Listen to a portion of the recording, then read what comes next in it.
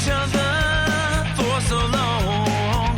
Your heart's been aching, but you're too shy to say it. Inside we both know what's been going on. We know the game and we're gonna play it. And if you ask me how I'm feeling, don't tell me you're too blind to see. Never gonna give you up, never gonna let you down, never gonna run around and desert you, never gonna make you cry, never gonna say goodbye, never gonna tell a lie and hurt you, never gonna give you up, never gonna let you down, never gonna run around and desert you, never gonna make you cry, never gonna say goodbye, never gonna tell a lie and hurt you.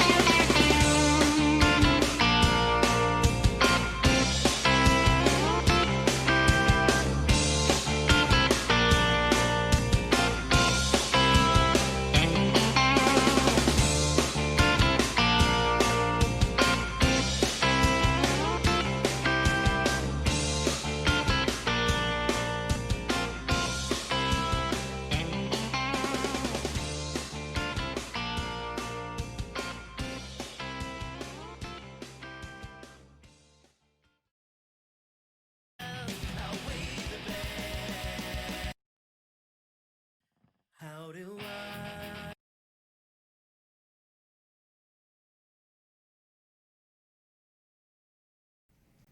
Warning: this podcast features adult subject matter, adult language, and things not meant for children to hear. Viewer discretion is advised. You've been warned. And we're live, ladies and gentlemen, here on the I'm No Joe YouTube channel. Welcome once again to the latest episode of the I'm No Joe podcast, the show where every armchair quarterback can feel like an Eddie Bravo. Thank you, fine folks, for tuning in. We have got a hell of a night of interesting things to talk about here. So before we get into it, I want to take a moment, like we do, first and foremost, to thank the wonderful folks who come to have some shit-talking shenaniganry with us here. First and foremost, the freshest guest a man could ask for on a punchy-kicky show like this, Mr. Fresh03. How you doing, sir? We're doing good. We got some good ones lined up here. Good ones lined up here for this weekend. We do, absolutely. And then, as is the case more often than not across the octagon from myself, as it were, my Wednesday night homeboy, my combat shit-talking compatriot, the one and only Golf T Vapes. How you doing, TJ? Doing excellent. Whole lot going on this weekend. I'm glad we're past that, for lack of better terms, mid-year slump is what I'll call it. That's a good phrase for it. I think that's acceptable. We're back into the swing of things. Week off, 2 weeks off, then right back at it again, back-to-back weeks here coming up. Hell yeah, trying to finally get things back to something we can at least acknowledge that resembles normal a little bit, and I think we're finally starting to get back to that. So, we have got... it's kind of a reverse of most weeks in the intro portion of the show here. Most weeks we have got a fucking mountain of news of crazy shit that has happened, and then a small smattering of fight announcements for cards that are coming up that are being built. With the Backstreet Boys being what they are and the mid-year slump, as it were, kind of putting the kibosh on a bunch of things and kind of mismatching the entire midsummer section here, we kind of have the opposite day. We just have a couple pieces of news, and then I literally have almost a page and a half of fight announcements that they have made since the last time we talked to you fine folks. So we are going to try and chop through those as quick as possible. We also have not one, but two interesting events coming up this weekend that we get to talk about this evening. Not only do we have the UFC Fight Night 172 Apex / UFC Fight on ESPN 8 / UFC Apex Return, whatever the fuck all that jumble is. As well, we also, this Sunday, get Submission Underground 14, The Return of Craig Jones. So we have got all sorts of interesting fights coming up this weekend to break down for you. But before we get into any of that, as has been said to me by folks smarter than myself, before we get balls deep into anything, I should let you fine folks know where you can get more of this if you enjoy what we do here in the I'm No Joe podcast. We are available on nearly every social media platform as I'm No Joe. We are on Facebook, Instagram, here on YouTube, obviously. But if for some reason, understandably, these Instagram influencer level faces of ours seem to distract you a little too much from what we've got going on, fret not, mon ami, we've got you there as well. You can also go over to anchor.fm /I'm No Joe and hear the all audio version of this show in all of its splendor, available on your podcast consuming platform of choice. Also, if you would like to support what we do here, patreon.com /I'm No Joe. We appreciate every little bit of support, whether you are here in the chat, whether you are joining the Patreon. Just keep in mind, Patreon is the only place to get access to the behind the scenes, the unaired, some would even say unairable things that get done on this channel. So just some food for thought. That being said, out of the way, let's dive into the news and recent events segment here so that we can start chopping down this list of craziness that has gone through. So first and foremost, I want to get this out of the way because we kind of touched on this a little bit last week, and I have a feeling this is going to be one of those stories that's somewhat in our news segment for a while going forward until it finally unfurls itself. It was confirmed this week that BKFC, Bare Knuckle Fighting Championship, upon hearing that Tyson is ready to come out of retirement, has not only thrown their hat in the ring, but after Mike Tyson said that he came out of retirement and will fight for whatever organization can present him with $1 million guaranteed purse first, BKFC took it upon themselves and said, "We'll do you one better, Mike. Take the gloves off, and we will give you $20 million to step in the squared circle with Vanderlei Silva, bare knuckle boxing style." We have not heard back from either party, but something tells me there is a Grinch Who Stole Christmas grin creeping across the face of Vanderlei Silva right now, just curling in the corners, waiting. That could be all kinds of fucking crazy. I don't think he'll do it. I don't either, but on that 1 in a million chance, holy shit. I'm just saying this with the whole idea of him taking gloves off. He's been a boxer his entire life. Never anything with anything smaller than 8-ounce gloves. 8 ounce, yeah, I think 8 ounces is the littlest he's ever done. I just don't see Mike taking that offer.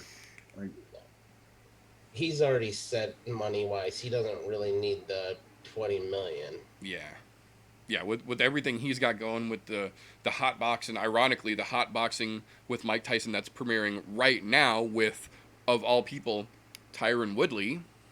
Ironic, isn't it? That, the Tyson Ranch thing that he's got going on, his entire cannabis farm that is apparently steadily taking over the West Coast predominantly. he's clearly not hurting for cash. So this is I think this is legit Iron Mike wanting to get back in there and do this for Iron Mike and not the paycheck. So I agree. I definitely tip my hat to BKFC for going, hey, we want in on this game. But at the same time, I don't think that's where he's going to go to play either.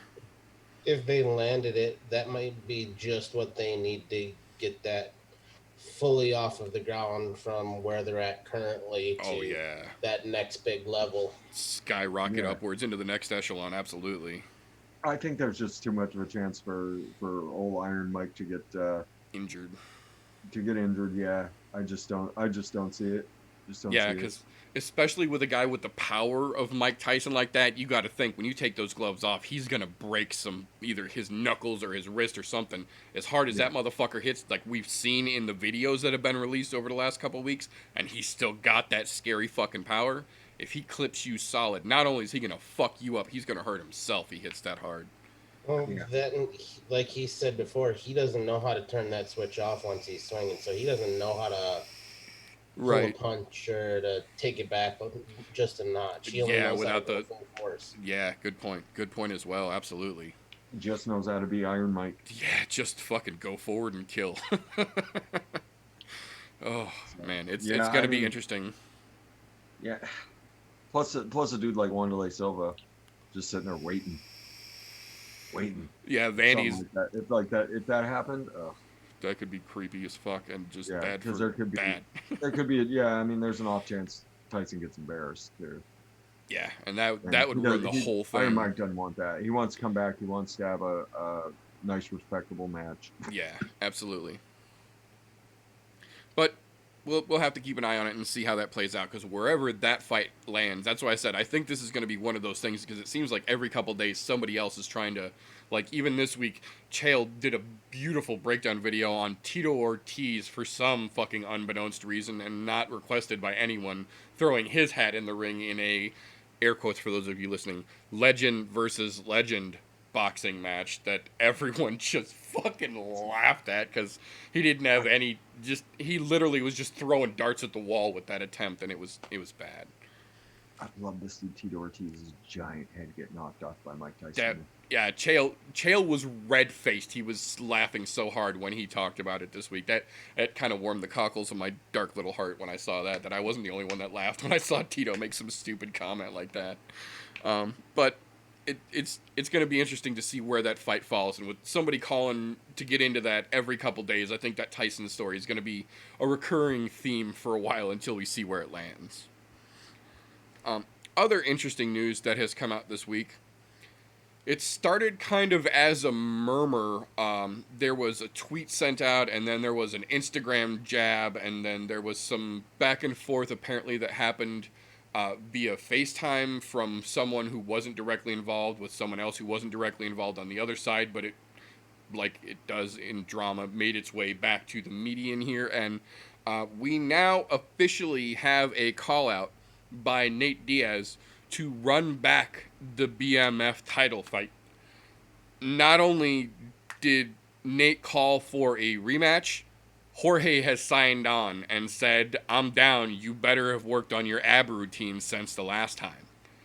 Yeah. Dana has also chimed in just yesterday speaking to ESPN and has said that if that's the fight that they want to make, it clearly worked out well the first time. There's not any real reason why it wouldn't work out the second time. If they're both in as much as they were the first go around, we'll run it back. We'll do it. It clearly did great fucking numbers. It was a great fight. The second one, much like great fights that get rematched, has potential to be as great or greater. Fuck it, we'll do a BMF run back. It wasn't something that was going to be defended and transferred, but this isn't a transfer. This is literally just a rematch of that inaugural one and only fight. And I think it's kind of fair given the way that it was stopped. But it creates an interesting situation here because, and I hate to give him any fucking credit at all, but for what it's worth, Ali Abdelaziz, Kamaru Usman, and many other UFC fighters' manager has come out flat out and said that Jorge Masvidal was the fight that they were looking at as the next title defense for Kamaru Usman. the UFC was on board with that. They were working out negotiations. But if Nate Diaz is offering up a legit chance at the BMF, like it seems that he is, and Jorge wants in on that and seems to be focusing on it like he is, then they're not going to wait for Jorge and have officially announced that if Jorge Masvidal makes the bout with Nate Diaz official, they officially, on behalf of Kamaru Usman, want to offer Conor McGregor the next shot at the 170-pound title. I have to call bullshit on them.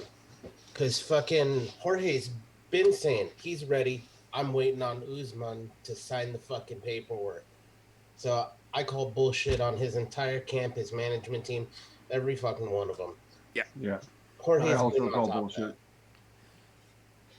So I call bullshit because, I mean, you owe the fight to Jorge Masvidal at this point. Absolutely. You owe it to him.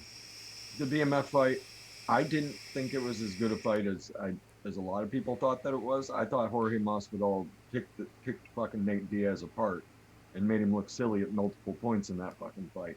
Yeah. And I have no desire to see it run back. Put some different people in front of him, maybe he can run it back in a little bit. That'd be fine and dandy. But the next title shot goes to Jorge Masvidal. He deserves it. Then you're going to call out the dude who is not going to fight until there's a crowd.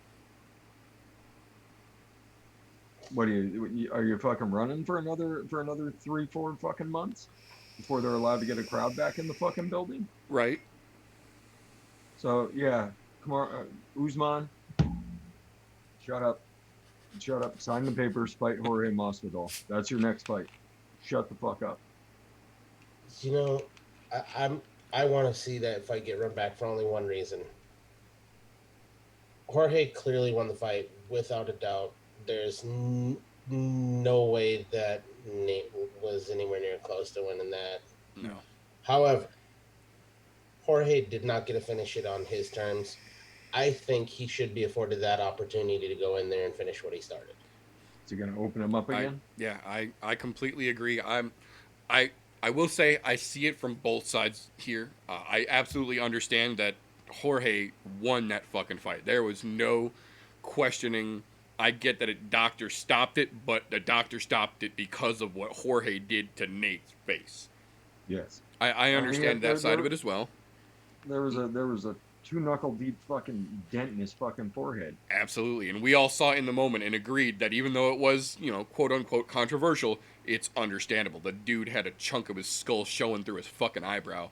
I get that. On the other side of this, I also agree with TJ's point. I think that Jorge Masvidal, as much as Nate Diaz wants the closure from that fight, and if Nate wants to fight till he gets knocked the fuck out, Jorge Masvidal is 100% the dude that will let you go there, and we have videotapes going all the way back to 96 to prove it. But my other third perspective on this, if you will, this created a whole separate little eddy that's kind of not being talked about. I heard Chael talk about it a little bit. Ariel kind of addressed it and skipped right over it, but for the most part, this other angle has been completely ignored. Kamaru Usman offered Conor McGregor a title shot in a division where he has stated he has interest in moving to. And for potentially the first time in Conor McGregor's entire career, he has been 100% social media, radio silent since. No response whatsoever on any platform. That has never happened before. That, I think, says more than anything right now. That Conor is already working a fight with someone. He's already got negotiations going with someone in the UFC. When has Conor ever been quiet? Least of all for a title shot that was literally being handed to him.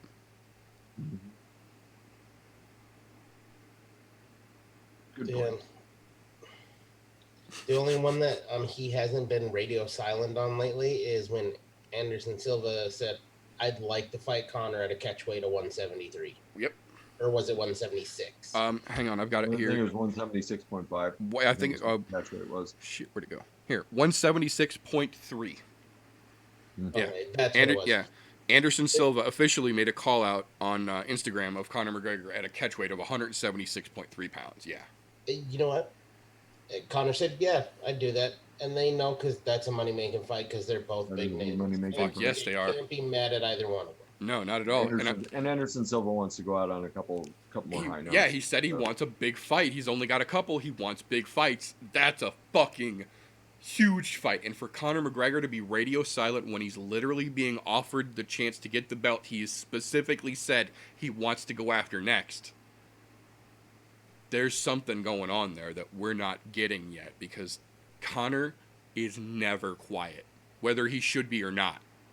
He's never quiet, and he's completely silent here.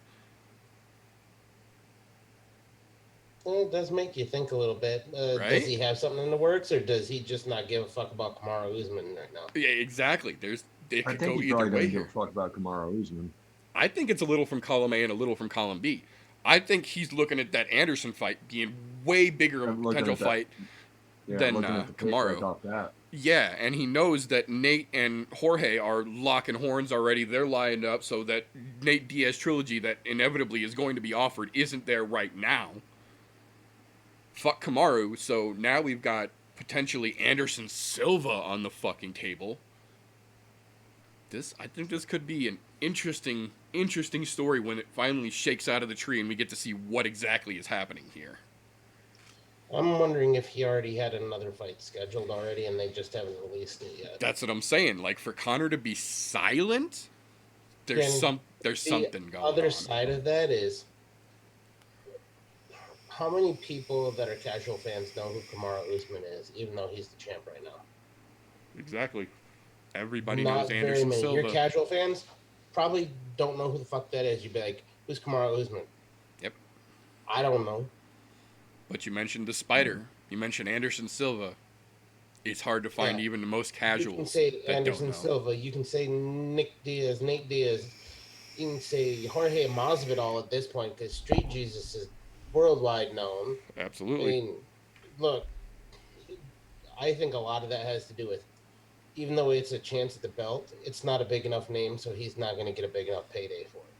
And look, Conor is, much as I could say it, that dude is nothing but a smart fucking businessman. He's 100% a fucking beautiful example of a businessman in the fight world. I agree. Yeah, he's done nothing but make strong money moves and fights that make money. That's it. Yeah.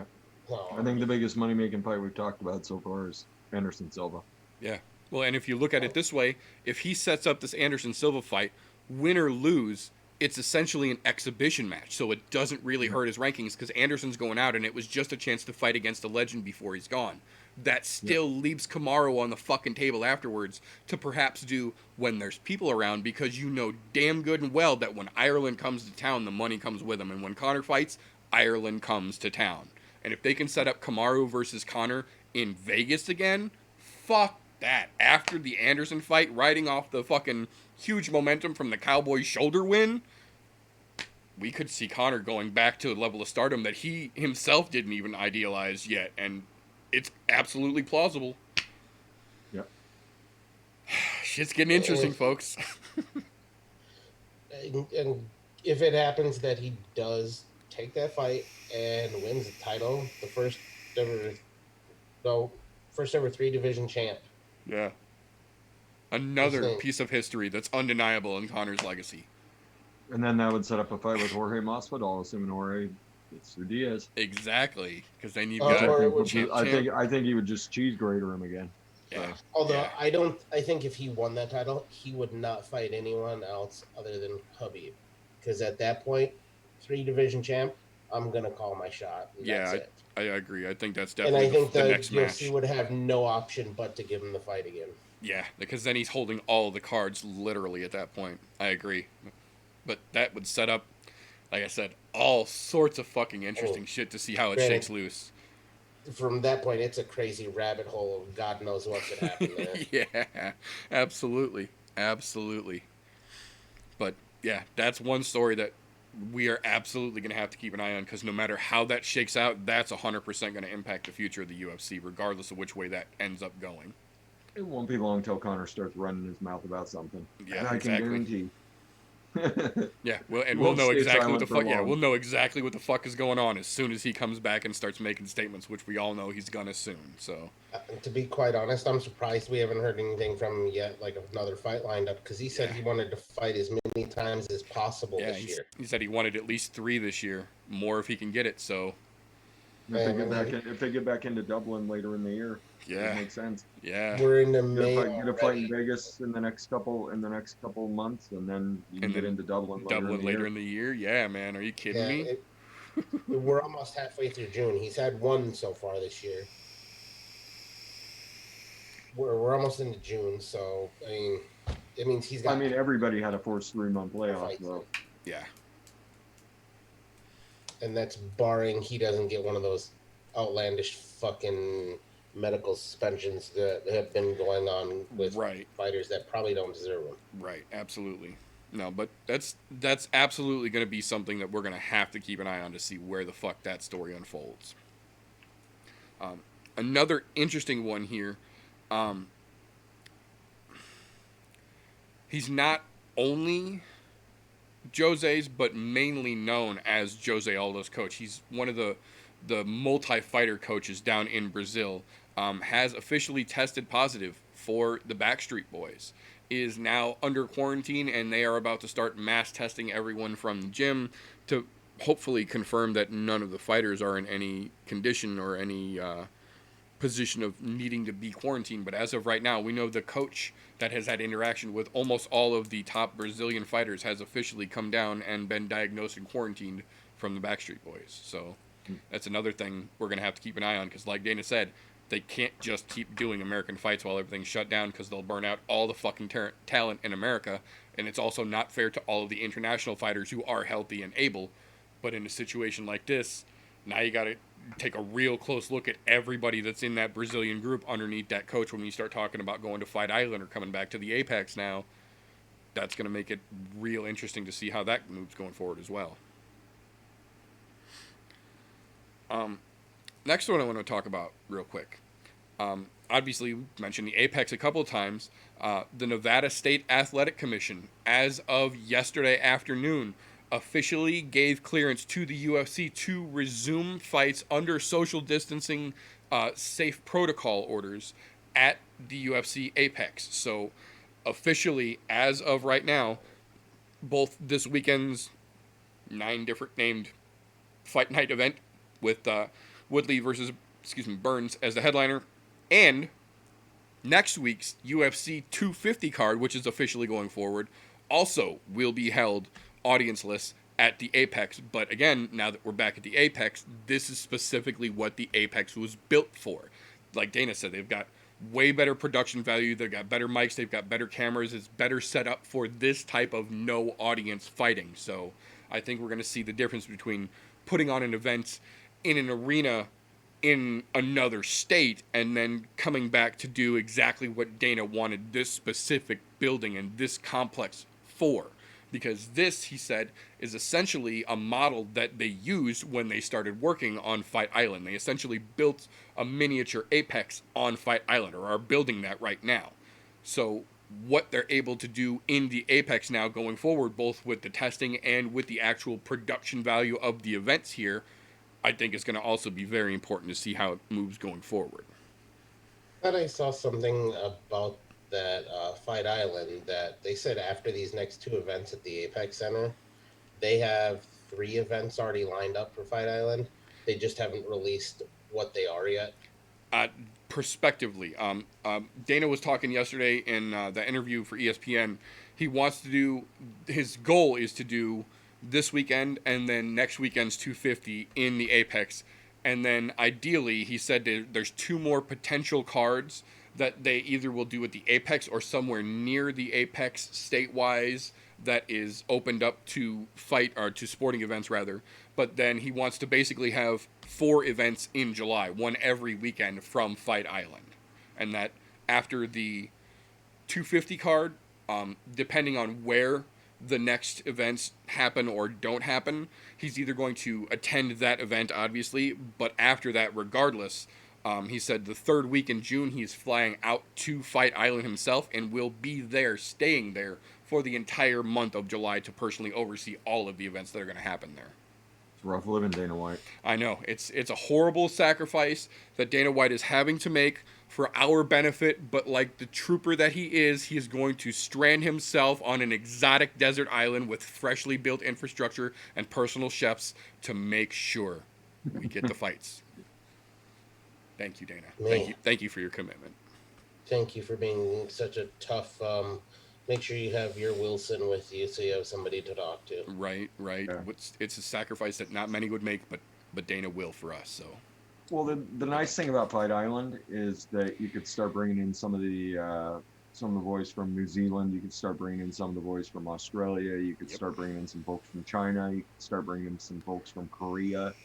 So it would open up to start getting some of those folks back onto cards. Absolutely. Get that international talent back into the mix, like he's been get saying. The international talent back into the mix. Be a little tough for Brazil. Be a little tough for people from the U.S. because that's a long flight to get down to where Fight Island is. But I think people would be willing to sign off and take that sacrificial trip down to Fight Island. Yeah, I think there's probably enough that are willing to bite that bullet and live that existence for a little bit. Yeah, go spend a month on Fight Island. It's rough. Right. Some people are willing to make that sacrifice for us, though, so we appreciate that. Paige Van Zandt, thank you for being a hero to us. Right. And Amanda Rebus, thank you for leading the charge. I'm sure they're both going to weep as they pack their string bikinis and suntan lotion, but it's a sacrifice that some folks will make.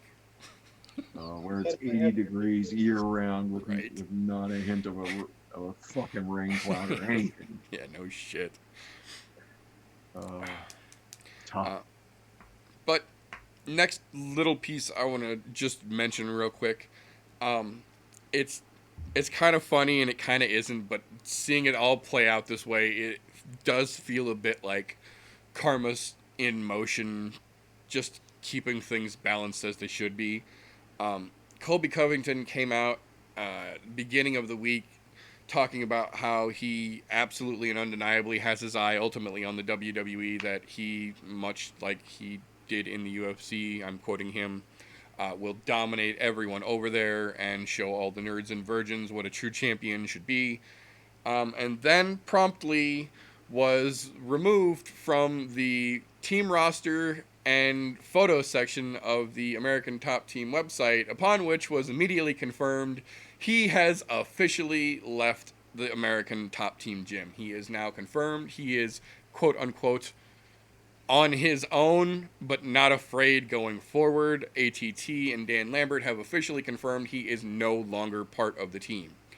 No word officially whether he took his toys and went elsewhere or was told that's enough, get the fuck out of here, we're done with you. But everyone at ATT seems to be very happy right now, and Colby is kicking his can down the road crying like the Moby bitch that he kind of made himself out to be. So it's going to be real interesting to see how he plays out now going forward, that he's taken one of his biggest bargaining chips out of play. He's literally put himself out on the I'm by myself island trying to navigate through the sea of combat sports. And that's, we've seen several times in the past, not always the best move.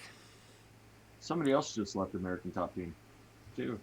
Yes. Phil Daru. Who? Their strength coach. Oh, yeah, the strength and conditioning coach. That's right. Yeah, he just left and opened up his own gym. I wonder if he's going to hang out with Phil. Yeah, could be a Dwayne Ludwig situation here where, coach that they know opens up his new shit and somebody jumps ship and goes with. That absolutely could be. He's not a striking coach or anything like that, but he's pretty well regarded. Yeah, I was going to say, he's still respected. Yeah. Conditioning goes. Yeah, absolutely. Well, that wouldn't surprise me if that's the case, because you see that anytime any major team loses a coach of any sort, you see at least one or two fire just jump ship and go with them. I think it's more of a, hey, in those types of situations, hey, we want to back in just because we still respect you. And right. Yeah. Well, I mean, I don't think Pildara left under any bad circumstances. That's what I was gonna American say. top team. Yeah, I'd I say, think he left under amicable situation. It's the yeah, Colby situation because he that was nobody's opening quite his own sure. place. Yeah, Yeah, I and think Colby's the one they're they worried came about. out and wished him best of luck. Yeah, I So agree. I think he that's left just interesting. amicably, It's but interesting though. Colby's kind of put himself out there, so it'll be neat to see where that plays loose because he still very much Totally. has I a part mean, to play in the 170 division right now. Obviously, not going back at the belt anytime soon, but he's still very much in play in the top of the division. So yeah, yeah. If he decided to go WWE, I mean, he'd certainly be good at it too. yeah, So absolutely, it's got a potential future over there. So we'll see. yeah, Um, Other interesting news here. They were officially announced as of yesterday afternoon, July 11th. KSW is officially going back to crowdless events, but Poland is getting their kickboxing back as of the beginning of July. So that is good. It is starting to not just be the UFC, but literally all organizations are starting to give more of a glimpse of coming back into what is going to start to be the new normal anyway. good. I'm glad to see that. I really am, because that leads to every other organization moving forward. And Exactly. I think they're all taking a page out of what the UFC has already accomplished. Absolutely. Well, and the next one I actually have here to mention, not only taking a page out of the UFC's book, but taking a page out of old Uncle Chael's book himself, Flow Grappling has actually announced that they are coming back to action June 5th, next Friday. They will be back. Their headline main event match, Gordy the King Ryan versus Kyle Boheim, 10th Planet Master. So Ooh. they are very much keeping basically everyone that Uncle Chael doesn't have on the mat on the mat. So the top grapplers are officially both still at it with Uncle Chael, but now getting back at it with Flow Grappling as well, because that's where John Jones and Dan Hendo went at it right before everything got slowed down and he started shooting and driving drunk and shit again. But now we have Submission Underground and Flow Grappling back. That means inevitably it's only a matter of time before we get another EBI, before we get some more submission grappling and combat grappling matches going. Kickboxing is coming back to Poland. UFC's going international again. Things are starting to get back. We are starting to get little glimpses of a bright future coming back. It's not all done, folks. We knew it wouldn't be, but now we're starting to get to see the actual plans being laid out and followed through. So, deep fucking sigh of relief there. And hopefully, UFC going forward continues to lay good groundwork, so that way they can do this properly. The one thing I'm concerned with is because, look, they did have one lovely positive test coming into that first event, which that definitely threw a wrench into things, but did show that they did know how to manage it. Absolutely. Now, the other kicker with that is now that you see a coach down in Brazil testing positive, Right. are they going to require the fighters prior to showing up to these events to provide a COVID sample prior to make sure that they're clear before they even show up, and then get tested on site again? Because I mean that would make sense. I mean, just an extra step of precaution to be put in place. Yeah, before you get on the plane, when you get there, yeah, it makes sense.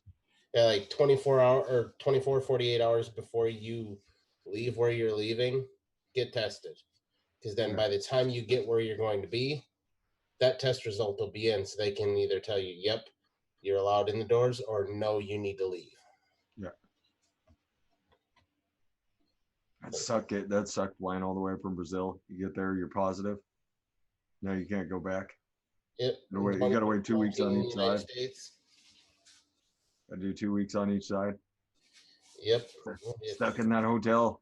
Stuck in Dana's hotel on the COVID floor. Yep.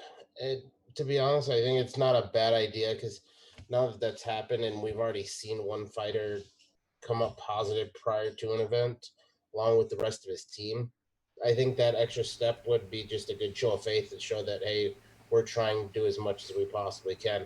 I know they're doing as much as they knew how to do to start with, because it was kind of for lack of better terms, you had to play it by ear in order to learn from your mistakes. They did as much as they thought was necessary at first. Come to find out, there may be other steps they can take to put in place. And I think we'll see that over the next coming events and over the next couple of months. We absolutely will. Sorry, dogs are fucking crazy.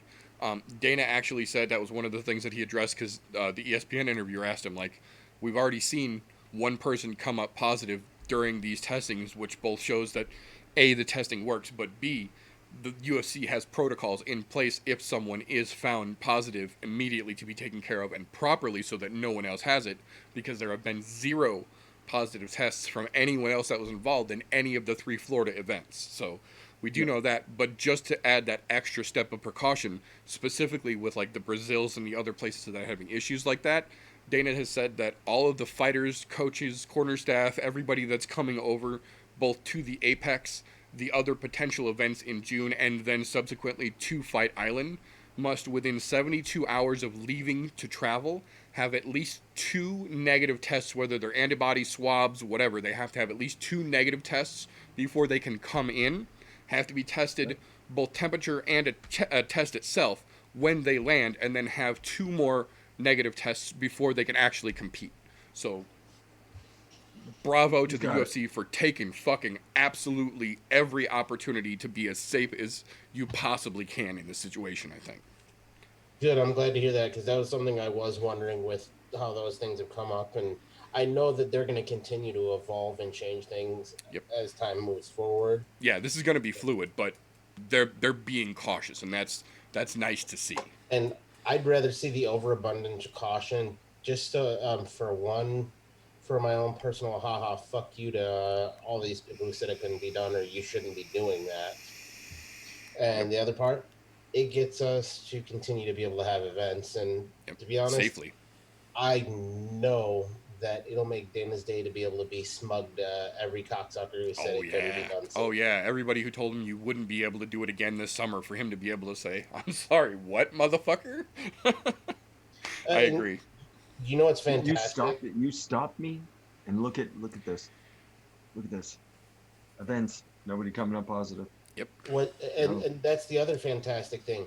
The only people who tested positive at that first event, it never got spread to anybody else because it has not popped up in the news. And you know goddamn well it would have if it would have happened. Absolutely. Yep. They would have been itching to chomp at that story. Oh, yeah. Yep. So definitely well played, well done. Way to keep people isolated and keep people from getting it. Absolutely. So one more little, this is kind of the gray area that I wanted to use to transition into the fight announcements here, because it's kind of a story about news, but it's kind of a fight announcement as well. In one of the other interviews, he's done like 4 this week with ESPN. One of them that he did, they specifically asked about Henry. Like, Henry Cejudo said he was retired, but then immediately in that post-fight press conference, while there were still matches going on, said that, yes, he's retired, but Dana knows the magic number to slide across the table to me to get me to immediately come back. Kind of leading you to believe that he doesn't really want to retire. He's just not happy with his contract, but also not really in a position mid-contract to renegotiate either. Yeah. Well, Dana has officially put any contemptuous or any solicitous rumors to bed. As of Wednesday this week, yesterday, Henry Cejudo is not only officially retired and stripped of the belt, he has officially been removed from the quote-unquote official UFC bantamweight rankings. He is no longer, they Colby Covington him from the UFC, essentially. He said he was going to retire, and they called his fucking bluff. They pulled him off all the stats. They pulled him off all the promotional shit. He's no longer considered an active fighter. He's not in the active rankings anymore. One step further than that, knowing what that means, that we now have a vacant title, Dana said, obviously we can't say for certain because there still has to be contracts signed and there are currently negotiations being set forth. But ideally, what Dana wants and what they are proposing contractually right now is Peter Yan, who cannot be denied for the title fight at this point, fighting Jose Aldo in the end of July for the vacant 135 belt. He just keeps feeding Jose Aldo to the wolves. What do they expect from him at this point? The only thing that I think, it's a big name. I think at this point the only thing it really, I get that it's a little tinfoily, but the only thing that they could be looking at it as is someone who's been around as long as Aldo and has gone, fluctuated. He's gone all the way up to 170. We've seen him all the way down now. We'll see him at 135 again. That he's doing it at the end of his career.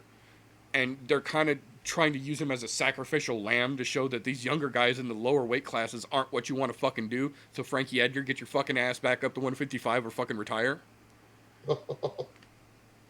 Because I kind of think, as mean as it really does sound, throwing Aldo to Peter Yan is very much the equivalent of what they were going to do with Frankie Edgar to Corey Sandhagen.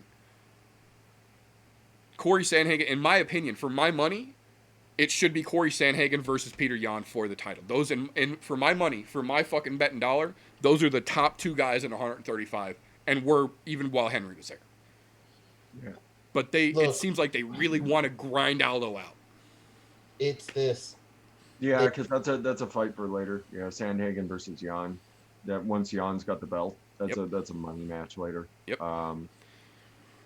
And so yeah, I mean this is a low budget way to get the belt on Peter. The belt on Peter Yan. Yeah.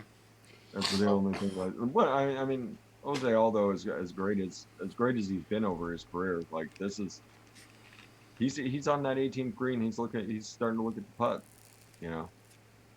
So absolutely. Yeah, I feel bad for him getting fed to Peter Yan, but no shit. You thought Marlon was bad. He's silly enough to take the fight. Yeah, he absolutely Here's the weird thing. Jose Aldo's really not that old. He's just been around the game for so goddamn long. He's got the highway miles, like we say. Yeah, he's got some wear on that tread. He's younger than I am. He's 33 years old. Yeah. Well, the thing about Jose Aldo that a lot of people don't also take into consideration, he was a professional soccer player for 8 years before he transitioned, before he ever had or thought about being an MMA. Yep. That's where his claim to fame in Brazil was. He was their fucking guy in soccer back in the day.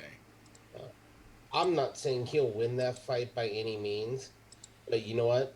If he does, that makes the UFC a lot of fucking money because it puts that crown back on his head. Yeah, that's absolutely a very valid point too. Is that on the other side of that, for all that, as much as we are understandably essentially overlooking Jose Aldo in this fight because of what Peter Yan is, at the same time, to that exact effect, if Jose Aldo at 135 is able to beat definitively Peter Yan, the arguable number one contender in that division right now, that puts the UFC in a position where they've got a guy who is the fucking guy again, because he was the featherweight king for a decade.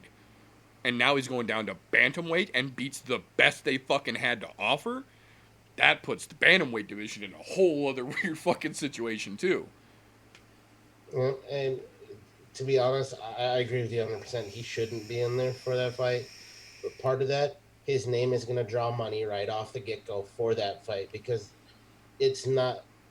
Yes, it's a title fight, but there's not a title holder at this point. Right. So it's hard to sell that as a main event because of that. But it's going to get sold as one because you have Jose Aldo's name there. The king of the 45ers for a fucking decade. Guess what? That sells itself. Look, I will tune into that fight all day long because of that. Yep. I'd tune in for Peter Yan, but I'm just saying, you put Jose Aldo versus, let's say they throw Sandhagen at him and put him in there as the title challenger match there. Sandhagen's name doesn't carry as much weight as Jan's, but Jose Aldo's carries more weight than the both of those two combined. Yeah. So it's a money-making endeavor, not to mention Sandhagen is going to run through his next fight, and he's going to get the winner of this fight, and that sets up another big money fight there because, I mean, Peter Yan wins. We've seen what kind of devastating power that dude has at 135. It is scary. Like, he could probably go up to 155 and hold his own, I would think. I would think so, yeah. But, you know, it just opens up a whole lot of doors with a whole lot more money behind it. But that initial we have to get a belt around somebody's waist. Let's put Aldo in there so that way we can sell some extra pay-per-views. Yep. I think that's what that play is. It's not necessarily that he deserves it. It's just a way to sell some more. I agree.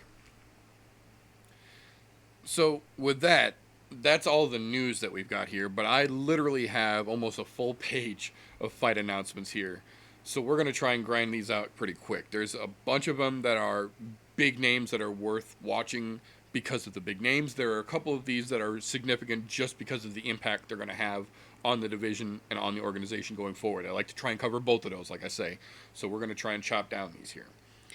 First two that I've got here are from the June 20th event, where they still don't know where it's going to officially be or who's going to headline it.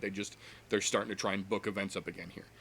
We have got Courtney Casey, who just competed last weekend and got a very early submission stoppage, going in against Jillian Robertson. So we'll have to see both what color Jillian's hair is and if Courtney is going to try an ugly submission again this time. But interesting matchup. Also on that card, what they are eyeballing for a potential co-main event, the rebooking of Bilal Muhammad versus Lyman Good. That's going to be a very interesting matchup to see there as well. Next one I've got here, they have added a very interesting fight to next weekend's UFC 250. We were actually just talking about this yesterday. Chase Hooper, Ben Askren Jr. will be stepping in against Bruce Leroy, Alex Caceres. As of right now, they have eyeballed that for the premier prelim or the early prelim fight. It is going to be in some position of decent eyeball section. So that's going to be an interesting match and apparently easily viewable, which makes me happy as well. One for the June 27th event, because like I said, Dana's trying to just line these fucking up here. For a prelim match they're eyeballing right now, they have confirmed Viviana Araujo, who is a very interesting lady coming up in that division, versus Jennifer Maya, a very seasoned, very tough vet. So that's going to be an interesting matchup as well. July 18th, the second potential Fight Island card they have announced a fight for here. Joseph Mr. Olivi Benavidez versus Davison Figueiredo. The second card of Fight Island potential main event to go after the Paige Amanda Ribas fight. Interesting little guy matchup, keeping a smaller person theme so far for the Fight Island announcements. Be interesting to see. Got to get them exciting little guy fights on there. That's right. Or maybe they're just trying to make it cheaper because they don't have to carry as much weight. Yeah, less baggage, exactly. Really Another interesting announcement they have added for next weekend's UFC 250, Sean the Sugar Steroid Show O'Malley versus Eddie Wineland. That was a fast turnaround for John O'Malley. Yes, it is. It's kind of interesting the way they're doing this because we're getting to see now this is a quick turnaround for O'Malley. That's a quick turnaround for Courtney Casey as well. Originally, we had another quick turnaround for Carl Robertson, but we'll actually talk about that later. He's off the card for this weekend, but that was going to be another quick turnaround for him. This is exactly what Dana was talking about when we were mentioning that earlier, is that this is how you burn out the talent in a local situation. This is why you can't just have fights in one place. You've got to get that international talent in the mix. Because, like, specifically, Carl Robertson got injured. That's why he's out of this weekend's fight. So, not always good to turn and burn him like that. We'll see, though. We'll see. June 13th, the follow-up after UFC 250, has its potential co-main event as of right now. They have booked Cynthia Calvillo versus Jessica Ai. So kind of a runner-up's runner-up match in the ladies' side over there. Okay. That could be fun. There's definitely some potential interest there. July 11th, that first Fight Island card has had their first official men's fight announced for it. Pedro Munoz will be fighting Frankie Edgar at 135 pounds on Fight Island. Oh, yeah. That is going to be a fucking scrap, boys and girls. On the beach, on Fight Island. Sign me up, please. I'm in on that one. Dana White on his skull throne? Yeah, exactly. Yeah. Yeah. that I think was a beautiful. Between Page and Rebus, and now Munoz Edgar being announced for the first 2 events on Fight Island, they're getting interest peaked right away. Another one here for the June 20th event they have announced. Tisha Tiny Tornado Torres is getting back into the mix versus Brianna Van Buren, one of the newer ladies coming up. Again, a situation here where they're taking a more seasoned vet and one of the new up-and-comers and throwing them in there to see how it fucking shakes loose. Well, that seems like a fitting spot for Tisha Torres because she I really hasn't done absolutely agree. spot, so make her a gatekeeper. I agree. If you're going to spend more time in fucking Raquel's corner than you are in the octagon, you're going to drop down them fucking rankings. Sorry, ain't no other way about it. Another kind of underrated but very interesting, in my opinion, matchup for the June 13th card that we got announced this Tuesday. Tyson Nam versus Ryan Benoit. Little guys, both fucking insanely talented. Babyface Benoit versus Tyson Nam is going to be a fucking fireworks show. I would bet every fucking penny I own on it. That's going to be a great goddamn matchup. I'm very excited to see that one. Oh yeah, last time Tyson Nam was in the octagon, he put on one hell of a performance. Fuck yes, that man shines. And Babyface Benoit is nothing to fucking sneeze at either. It's going to be a great fucking match. Another interesting one here for the June 13th card. Charles Jourdain taking on Andre Touchy-Feely. Andre Feely looked very different last time we saw him out there since he has changed camps. It's going to be interesting. This is going to be his first chance to see if what he's transitioned into new camp-wise sticks with him, or if he kind of falls back to what he's used to, because we saw him make some legitimate progression. Can it hold out, or is he going to Kevin Lee on us? Be interesting to see. Nice reference. Thank you. I thought so. June 27th card, the round out before we start heading into what may or may not end up being International Fight Week. Gian Vellante coming back at heavyweight to take on Maurice Green, who we have not seen since the Dad Bada Constrictor worked him. Gian Vellante is no walk in the fucking park either, and now up at heavyweight where he's usually a 205 guy. This is going to be interesting as well. Boa Constrictor put on a boxing clinic on him for Green, and which that's not the Boa Constrictor's game. Right, yeah, that's why it was so impressive, I think. What I'm wondering here is, how bad is his demeanor going to be when he comes in for that fight, knowing that he got worked by a guy whose stand-up is, well, to say the least, subpar. Very sit down. Yeah, I completely agree. Next one here, just a couple more. We're almost there, folks, I promise. This one is one of the most exciting announcements that we've gotten, next to the one that I saved for last here. This one, I think, is going to be very, very exciting, both for the matchup that it is, but also for its impact on the division itself here. Co-main event confirmed for next weekend's UFC 250 card will be Rafael Asunciao versus the return of Cody Garbrandt.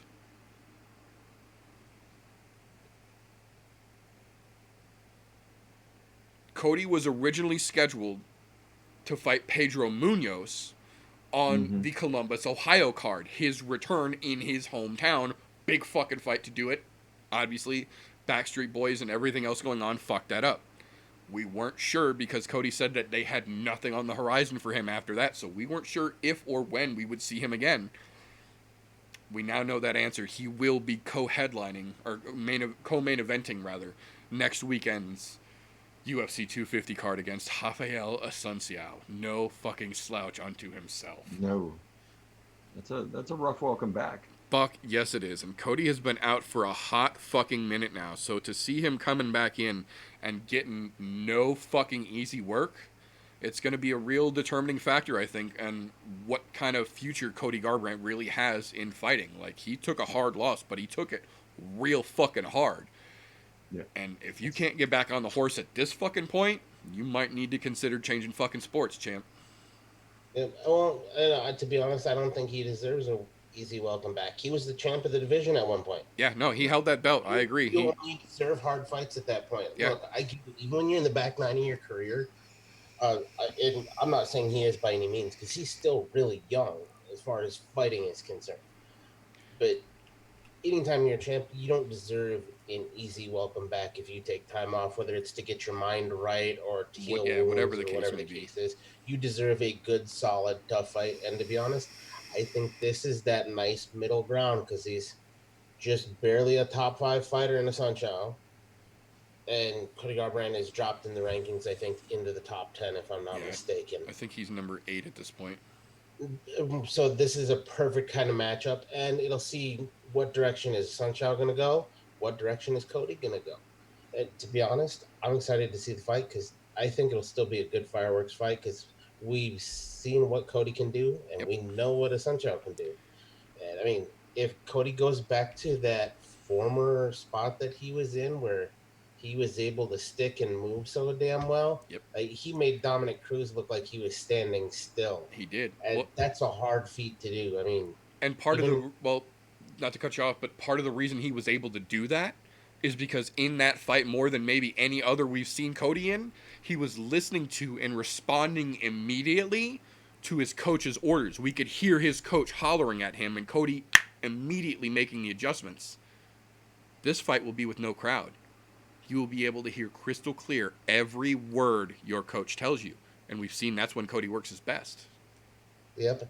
This might be that turnaround that he needs to get his game back together. And not to mention, he's going to be able to hear what a Sunshine's corner is saying as well. Exactly. Yeah, Bryce Mitchell said that was one of his favorite things, said that if it was up to him, he would never fight in front of a crowd again because he could clearly hear everything his coach was hollering at him in real time and adjust, as well as everything that old Charles Rosa's corner was calling at him, so he knew what to look out for, as well as how to integrate what his coach was telling him. We've seen Cody work real good like that, so... Yeah, that too. That's that too. You know, when you cook him to the bone, you got to hear him squeal. New favorite fighter, not gonna lie. Yeah, I fucking love that dude. Oh, but the last fight announcement that I have got here that they just literally, I shit you not, confirmed 25 minutes before the show started tonight. It was kind of teased at us and then taken away, but we now officially have it back. If you weren't excited for Fight Island before, boys and girls, it's time to fucking get excited. If Paige Van Zandt versus Amanda Ribas on a beach in an octagon on an island isn't enough to pique your attention, consider perhaps the rematch of Rose Namajunas versus Jessica Andrade to headline that card. Yes. Thank you, Jesus. Fuck yes. Announced 20 minutes before we started. The paperwork is signed. Both ladies are in. The headline for the first Fight Island card will be the rematch of Rose Namajunas versus Jessica Andrade. Does that mean when Rose wins, she immediately gets a shot at Weili Zhang? I would hope so. I would fucking hope so. Because if not, this is an awful lot of do about nothing. Yeah, when you take a freak injury like that, I mean, that ain't your fault. And then your first fight back is the woman who did it? Yep. Look, the reason why I bring that question up, why Lee put out a post, was it a day or two ago? Yeah. Said of all of the women in the division, she would like to fight, it would be Rose because she thinks that's the best fight in the division. Yeah, she knows that that's the fight to make. That's another reason I love Weili. She's not ducking, she's not dodging, and she's looking directly where everyone else is looking. She's not playing this from an outside. She's not playing this from a, I'm the champion, I pick and choose. She says, no. The best fucking fight for me to have is Rose Namajunas. You know it, I know it. Let's not dance around. It sure as fuck seems like they're setting it up. One in the division. It sure as fuck seems like they're setting it up here. Don't get me wrong. She had a great fight with Joanna, and those two went to war. But the best fight there, Rose. I'm very happy. I'm very happy about that. Somewhere out there are casual our casual corner has gotten damp. Yeah, just a little bit at the mention of that. There was a little moisture, I believe. So, that being out of the way, that will bring us into the meat and potatoes segment of this particular show, which we, aside from Florida, have been lacking for a while. So, at this point, it's nice to have a meat and potatoes segment again. And at that, it's a pretty fucking decent one.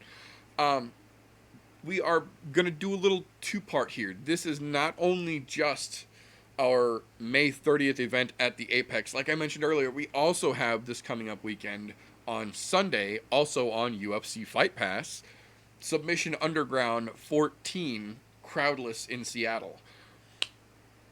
The return of Craig Jones. If you guys missed the last Submission Underground 13 on UFC Fight Pass, it was legitimate craziness. The matches were abso-fucking-lutely spectacular, but the main event on 13 was the peak of the peak in submission grappling. It was Craig Jones versus Vinny Magalhaes, the leg lock master versus leg locks don't work. It was a hell of an interesting end because leg locks both did and didn't work. Craig, like most people expected, put a fucking ridiculous leg lock on Vinny Magalhaes, who refused to fucking tap.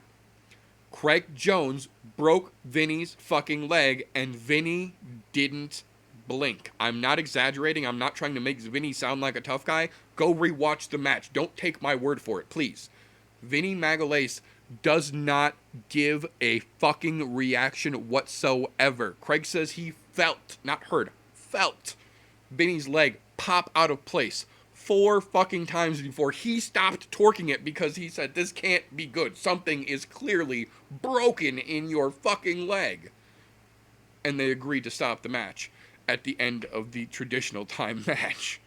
So Vinny, being the fucking insane tough son of a bitch that he is, would not concede defeat with a literal broken leg, didn't even show a change in expression.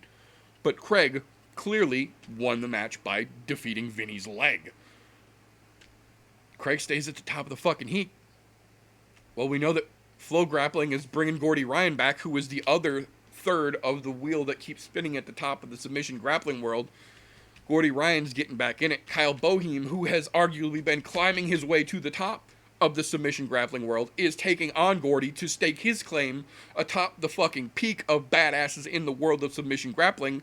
So this weekend, to keep the claim alive, Craig Jones is not only coming back and competing again in Submission Underground, he's challenging his only defeat in submission grappling in Wagner Rocha, who beat him in an overtime match that went the fucking distance and some in EBI.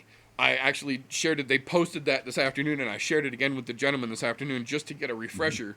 Wagner Rocha is so fucking ridiculous. That man is off the fucking charts. And this weekend, there's really only 3 matches that need to be talked about.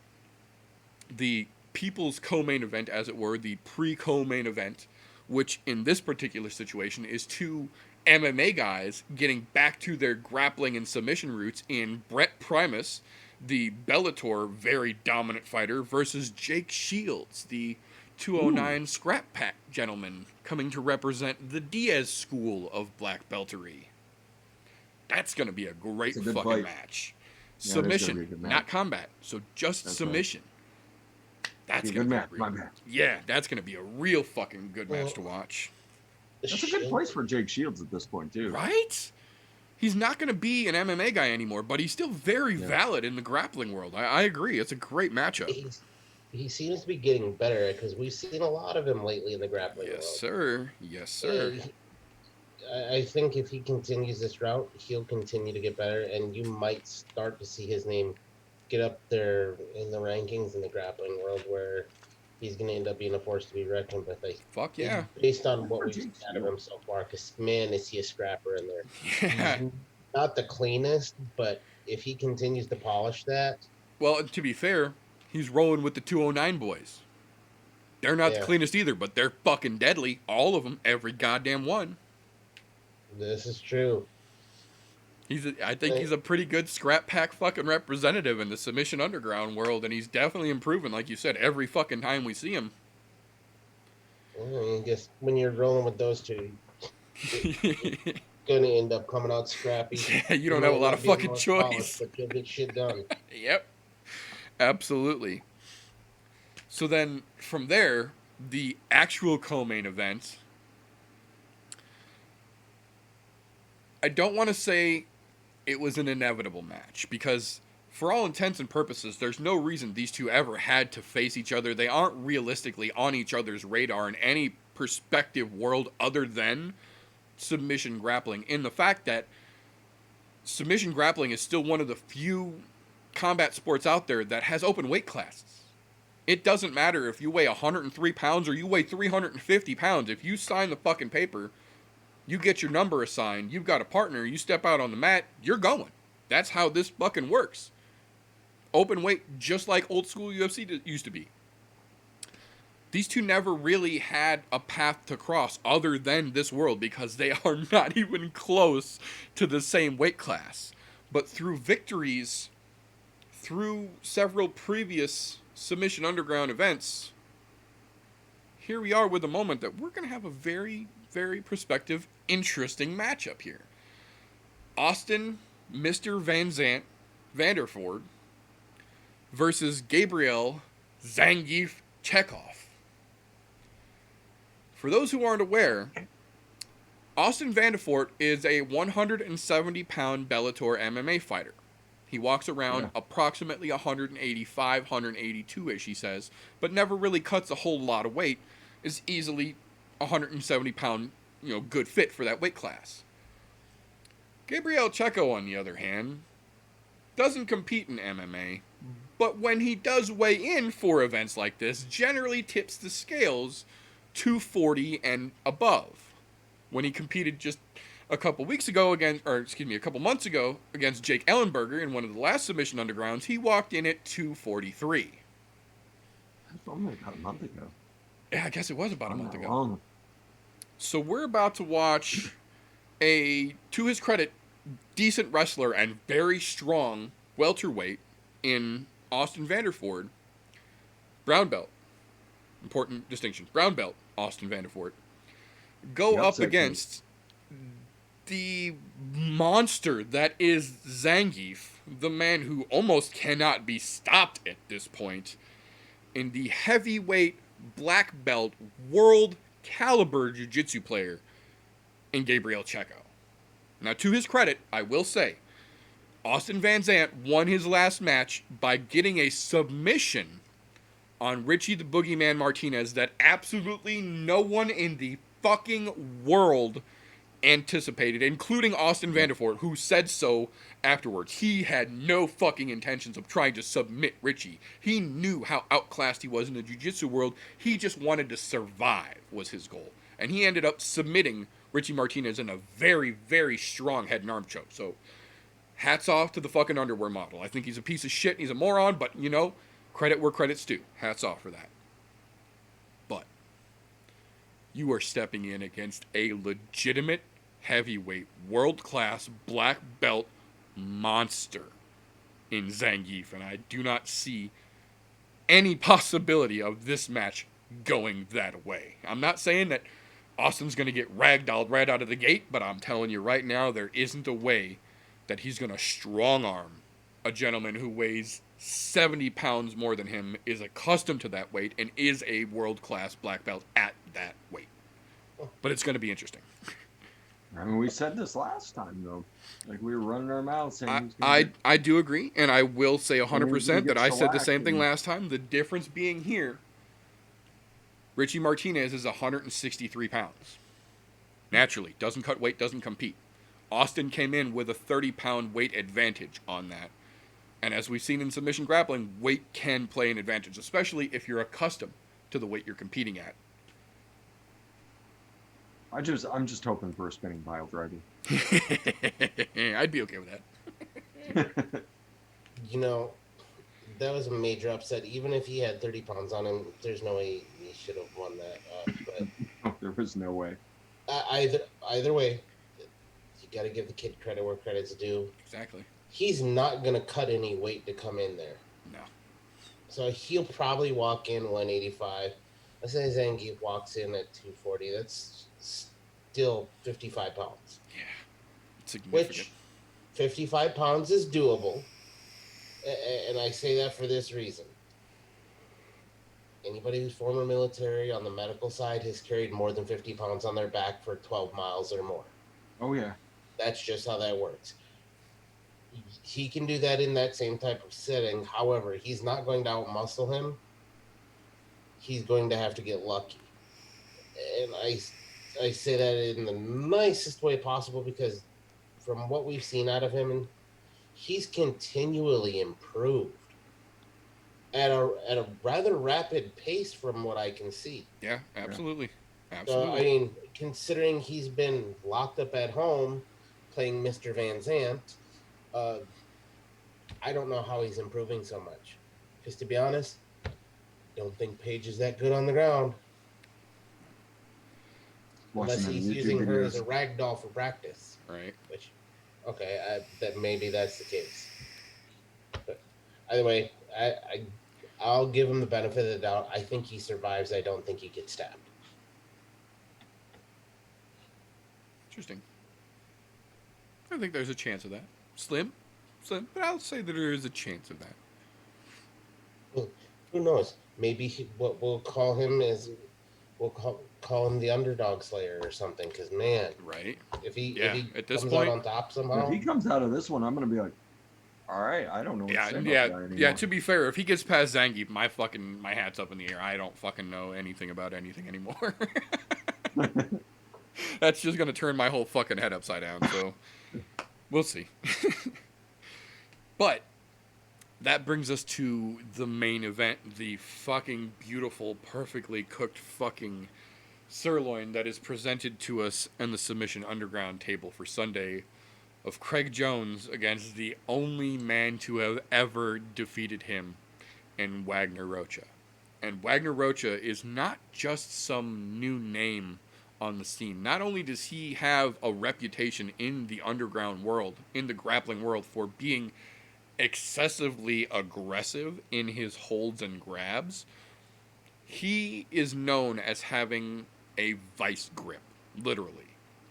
If you go back and watch the video that we were talking about earlier of the overtime match against, or in his match against Craig the first time in EBI, he locks on to Craig Jones, and through Craig's best spins and moves and pushes and pressures, his first ride time is like 7 fucking minutes. He holds Craig Jones in place through every fucking attempt that he gets at him. You watch Craig Jones turn fucking purple trying to get out of shit before he finally, luckily, slips out. Wagner knows all that, and Wagner's been watching what Craig's been doing in Submission Underground. He already knows he's got that real estate space in Craig's head. Craig's only undefeated in Submission Underground. Wagner's here to take that away as well. To be fair, I was going to say, to be fair, Craig is dangerous. Undeniably. He is one of the top in submission grappling for a fucking legitimate reason. So it's going to be interesting to see how he's going to adjust to what didn't work the first time. This is what I have to say about that. Ride time is great in overtime in EBI. Right. This is an EBI. Same rule set. But you don't start in overtime starting in the back. Yeah. Same exact rule set. Oh, no, that's not what I mean. They're not starting in overtime. Right. True. So Gotcha. he's got to get to that point first. And to be honest, since that fight where he lost, Nick Jones has gotten a fuck ton better. Absolutely. And a lot more dangerous. Now, I'm not saying that he's going to just come in here and dismantle, because I don't think that's the case, because there's obviously going to be real estate there. But knowing what he knows now on how that ride worked out, I'm pretty sure he's been working that tirelessly, and I'm pretty sure he's got something figured out. So I don't think we're going to see the same match we did the first time. I think Craig Jones comes out on top, and we're going to see a horse piece setting up a good trilogy. Absolutely, that would. I agree. That's absolutely a very good possibility. Yeah, I don't have a lot. I don't have a lot to add. We'll be knocking on silos this weekend, though. Hell yeah. Hell yeah. No, that's. I agree. No matter which way that shakes loose, whether Wagner fucking proves that he's got Craig's fucking number and can just outwork him, or Craig shows that, that first time was just because of the ride time and that we're going to have to do this a third to see who ultimately has it. It's going to be a great fucking match Sunday to watch, and I'm very fucking excited to see it. Well, you know what Craig Jones is going for. Oh, so. Yeah. Oh, yeah. You absolutely know where he's looking. Oh, yeah. Without a doubt. But that, however, will bring us back over to the UFC side of the house for the meat and potatoes segment here.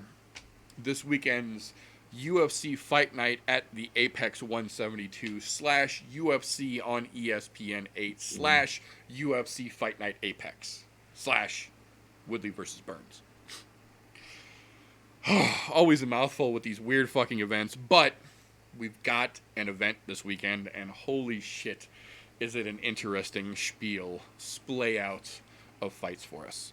So we're going to open up the prelims this weekend with a couple of different matches from little guys that, are just going to come out and go fucking crazy. So the first couple matches I'm not going to break down because they're not the biggest names. I'm just telling you right now, if you're going to watch this card, don't fucking wait to join. Catch it early. These little guys are going to set the fucking ring on fire right out of the gate. The first one I do want to talk about here is the one that I kind of mentioned a little bit earlier.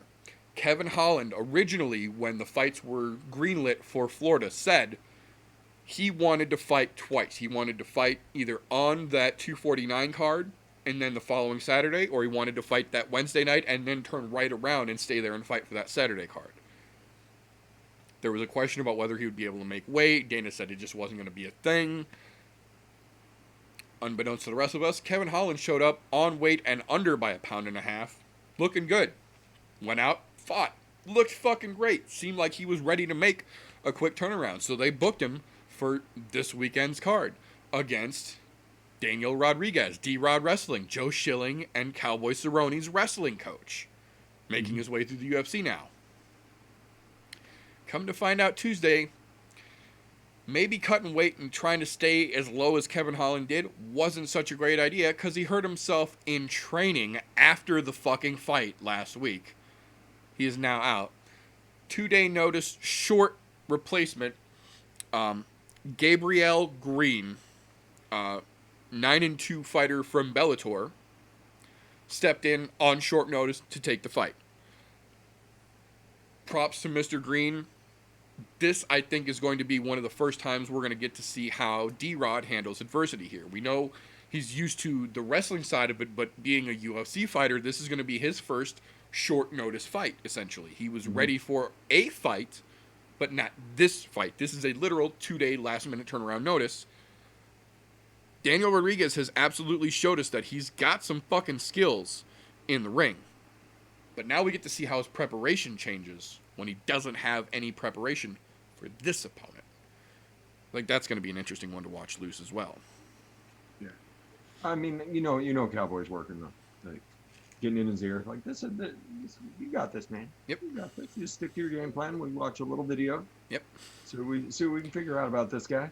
There's a cold one for you. Right? Yeah, here's a nice Budweiser. Relax. We're still on the ranch. It's a short drive back over to Vegas. Yeah. This should be Rodriguez's fight to lose, but we'll see. I'm not all that familiar with Peter Green. Gabriel. Gabriel Green. Yep. I'm not all that familiar with him. So Rodriguez 9-2. He's no slouch. Yeah, no, that's what I was going to say. He's 9-2, so it's not a full soup can. He just really doesn't have a name yet, it seems. Rodriguez really has something going for him here. One, he gets the opportunity to really shine by saying, yeah, I'm going to take the short notice fight. I've already trained. Fuck it. 2, of all the people to have in your corner, boosting you up, you've got Cowboy Cerrone. The short notice king, yeah. On short notice king, or sure, fuck it, I'm gonna fight. Yeah. You've got the right guy for the job to get you in the right mindset and all of Yeah. that. Oh, I mean, that's a huge plus. Gabriel Green coming over from Bellator. I'm wondering, does this open that possible floodgate that we've been talking about of possibly some inter fucking rivalries here between UFC, Bellator, ONE FC? Do we finally start to get this now, or is this just going to be a one-off because it was a last-minute thing? And Right. did Coker get any kickback from this Yeah. because it's one of his stabled fighters? Yeah, that's one of the things that I've been wondering as well, is that I think this might be the first time we've seen that flow of fighters go the other direction. We've seen someone come Yeah. from Bellator exclusively to the UFC. He wasn't a UFC guy, then went to Bellator, now he's coming back. He was a Bellator home raised guy, and now he's coming over to the UFC, climbing the ladder, air quotes, as it were. It'd be interesting to see if, like you said, this is the opening of that floodgate where we start to see fighters able to go back and forth. Maybe we can start to get some real interleague, multi-organizational fucking fights going, because there's plenty of good matchups if we do. Yeah, and you know what? If the fight is fantastic, that really opens that floodgate of possibilities. They're going, you know what? Maybe this is worth our time. Yeah. Well, especially given the situation with the Backstreet Boys and everybody's shit being equally fucked up right now, maybe this is what it takes for Dana to see that working with the other guys isn't as bad as he anticipated it being, and gives him at least that glint to consider it going forward. Not to mention, it opens up that stable of fighters so massively, and you keep from having the fighter burnout, which we're already starting to see. Yep, absolutely. Absolutely. I'm very curious to see all the way around how this one shakes loose. The next one I want to talk about here, our, air quotes, premier prelim fight of the evening. This one, I have to say, I have absolutely mixed feelings about this match. And so, the match itself is Caitlin Chukagian versus Antonina Shevchenko. For those of you who can't quite put your finger on why that sounds familiar, Caitlin Chukagian most recently got the living shit beat out of her, like we all thought was going to happen, by the one and only Bullet Valentina Shevchenko, the champion of the women's 125-pound division. What a lot of people might not realize is that slowly and quietly in the background, her sister, Antonina, her older sister, the one who got her into mixed martial arts under their mother's world-class tutelage, has slowly been climbing the ranks behind her, and is now in the top 5 with her sister. To the extent that now Caitlin Chukagian, coming off of getting beat by the champion Shevchenko, now has to face the number 3 ranked sister, Antonina Shevchenko, who is arguably the worst wrestler, grappler, but better, stronger striker, more technical striker. On one hand, I kind of have to feel a little bad for Caitlin Chukagian here, because for her, like I said, regardless of where, what I feel about a person, I try and give credit where credit is due. And if you remove the Shevchenko sisters from the equation, Caitlin Chukagian absolutely belongs at the top of the 125-pound division. I have no complaints about that whatsoever. The problem is, both of the Shevchenko sisters are not only fighting, but in the 125-pound division and at the top. So she is quite literally getting pinballed on a very nice rise up. She's hitting every bumper on the way back down. I don't think Chukagian is a terrible fighter. Obviously, she made her way and got herself a legitimate title shot. That being said, we saw how that went, and we now have more than a plethora of video to show. When the UFC sisters, as they have been dubbed, train together, they quite literally mimic each other's movements in a fascinating, robotic-like fashion. They can do everything the other can do in almost identical precision. That's a bad recipe for Caitlin Chukagian, and I don't really want to wish her bad, but I don't really see a whole lot of ways that she has to win this fight. I think it's just it's a bad last name for Chukagian to fight up against, I feel like. Well, I mean, everybody's got a puncher's chance when you get in there. This is absolutely true. The Shevchenko, that last name, though, they do a good job of eliminating as much of that puncher's chance as they can. Yes, they So, do. I think it was a bad draw. But credit where credit's due. I mean, she's gonna go take on another up and coming monster. Yeah. So good on you. Good on you. This is not going to be a pleasant fight. If that precision's there, and if that precision's there, there's nothing you can do about it. Like that's what we've seen. Is that if someone named Shevchenko is fighting and that precision is on, like it's ridiculous how just robot like they are to take everything and then just make you suffer for everything that you get. So this could be a bad night. But I'm looking forward to it. Absolutely. Anytime someone named Shevchenko's around, I'm probably going to be excited to watch them fight.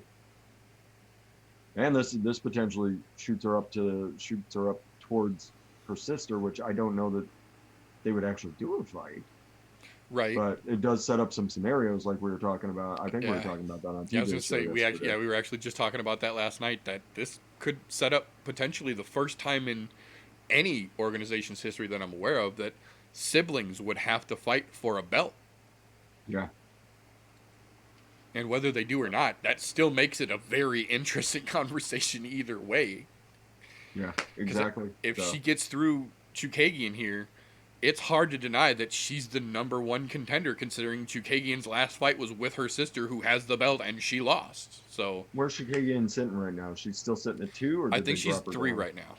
I thought she was still sitting at 2 because she only lost to the champ. I don't know. It might be. Although I could be wrong. Either she's still sitting at 2, and Antonina is 3, or she's sitting at 3 and Antonina's 4. But either way, they're right fucking there. Yeah, it's a good ranking fight anyway. Yeah, absolutely. The excuse is there to put it on. Yeah. The one thing I have to say on this is, how crazy is Caitlin Chukagian? For this reason, and this reason only. It hadn't been that long since she got her ass Just got your ass stomped by the champ. And you know better than anybody what Valentina is capable of. Yep. You also know from watching social media posts from both Antonina and Valentina, they are very tight. They train together. They're always in each other's corners. Why would you want to go and fight the sister, Right. somebody who just beat the brakes off of you and is going to tell her sister how to beat the brakes off of you? And who is just as good at stand-up and striking, and guaranteed she's been working on her wrestling with her sister. Oh, yeah. I'm just saying, you have to be crazy or they dumped a buttload of money. I'm going to go with the first of those two because I don't think that they dumped a buttload of money on Chikane. Not because she hasn't earned her spot up towards the top of the rankings, because she has. I'll give her that. Absolutely. But she hasn't done it in the most exciting fashion, so big buttloads of money are not warranted at this point. No. Something really cool about this. Antonina, she's obviously been training, but the other thing she's been doing a lot of, if you watch her social media posts, flying. She's got a pilot license that she earned over, I think it was last year or something like that. But anyhow, this brings me to what I've been wanting to throw in here all fucking day because I've been thinking about this. This is going to be one rough fight, as it were, for Caitlin Chukagian. She's about to run into a hell of a lot of turbulence. Absolutely. It's not going to go well. And I'm saying her plane is going down. Sorry to say it. The wheels are going to fall off the wings. By the time it gets back to the ground, it's going to look like it's held together with a piece of duct tape and some gum. I mean, the good thing for her is if she somehow manages to pull it off, Caitlin, it's hard to say no to another title shot. Yeah, So, that's true. That definitely sets her up for that rematch. But the alternative is. I mean, if you want to get the break speed off of you, stay on your line, TJ. The other side of that, though, is will Valentino want to fight her again? Unless it's just to avenge her sister. Right. And at that point, I don't think she might Valentino piss Antonina off because at that point, you don't need to defend me. Right. You know, Yeah, especially at this point. I don't think we're going to see that. I mean, unless somehow Caitlyn went back to the drawing board after that and figured out how to beat that style, which I do not think at this point I don't think her game's been elevated enough in that short of a time span to be able to take them out. I agree. Caitlyn might just be one of those fighters that says, "Fuck it, I'll take a fight. I don't care." Well, and to his credit, as much as I fucking love and respect Matt Serra and Ray Longo, I don't think they've had enough time between when she fought Shevchenko the first time to when she's fighting the other Shevchenko now to really implement the changes they would have needed to. Yeah, they would have had to have implemented some big changes. And I fucking absolutely respect the shit out of Matt Serra and Ray Longo, but that's just not enough time. Yeah, because that fight was in the beginning of the year. Yeah, that was February, I believe. Yeah. Yeah, it's only been a couple months. She We're not that literally far. took her death sentence and signed up for another death sentence. It's crazy. Yeah, that's what I said. Has to fuck off, man. Mad respect, but it doesn't look good. That is one tough lady if you're willing to do that. Right. But that will bring us into the meat and potatoes segment of the meat and potatoes portion of this meat and potatoes part of the show, the main card for this weekend's main attraction here. So a little bit of an interesting twist on how they want to open the card compared to how they could have and how some of the other more recent cards have been opened. This one, they are opening with Hannah Cyphers, who I, for my fucking money, still 100% after rewatching the fight 3 goddamn times, believe wholeheartedly she beat Angela Hill, and that was a flat-out fucking robbery in her last match. But Hannah Cyphers coming in to welcome back, as it were, the multi-accented Mackenzie Dern. This has a lot of implications as far as the division goes more than anything, because Hannah Cyphers is one of those veteran staples that never really has a bad match. Even that fight with Overhill, it was a close fucking match. I 100% believe that Hannah Cyphers won, but it was a close match, and they were going the fuck at it the whole time. Hannah Cyphers doesn't put on boring fights. But Mackenzie Dern is coming into the UFC with a boatload of hype on her based on her lineage. This is kind of an opposite, a Bizarro Gracie situation, if you will. We're at a point now in combat sports where if you see a Gracie sign up in an organization, you can bet your bottom dollar, as long as he's legitimately related to the proper Gracies, that man has a fundamental understanding of jiu-jitsu like few other on the planet, and at this point has taken that as a base and expanded into a different type of fighter. Whereas you've got Mackenzie Dern, whose father was legitimately known as a jiu-jitsu great world-class practitioner, but not nearly to the level of the Gracies, not nearly to the world notoriety of the Gracies, and Mackenzie Dern hasn't necessarily come into the combat sports world representing her father's lineage, as well as even some of the more modern Gracies that we've seen. That being said, Mackenzie Dern is still a legitimate black belt in jiu-jitsu, so this isn't like it's a walk in the park for Hannah Cyphers. But to turn it back again, this is Mackenzie Dern's first fight since she became a mother. She literally gave birth to her child at the end of last year, and this will be her first match back as a mother, her first time competing with the changes that have arguably made to her body through the process of childbirth.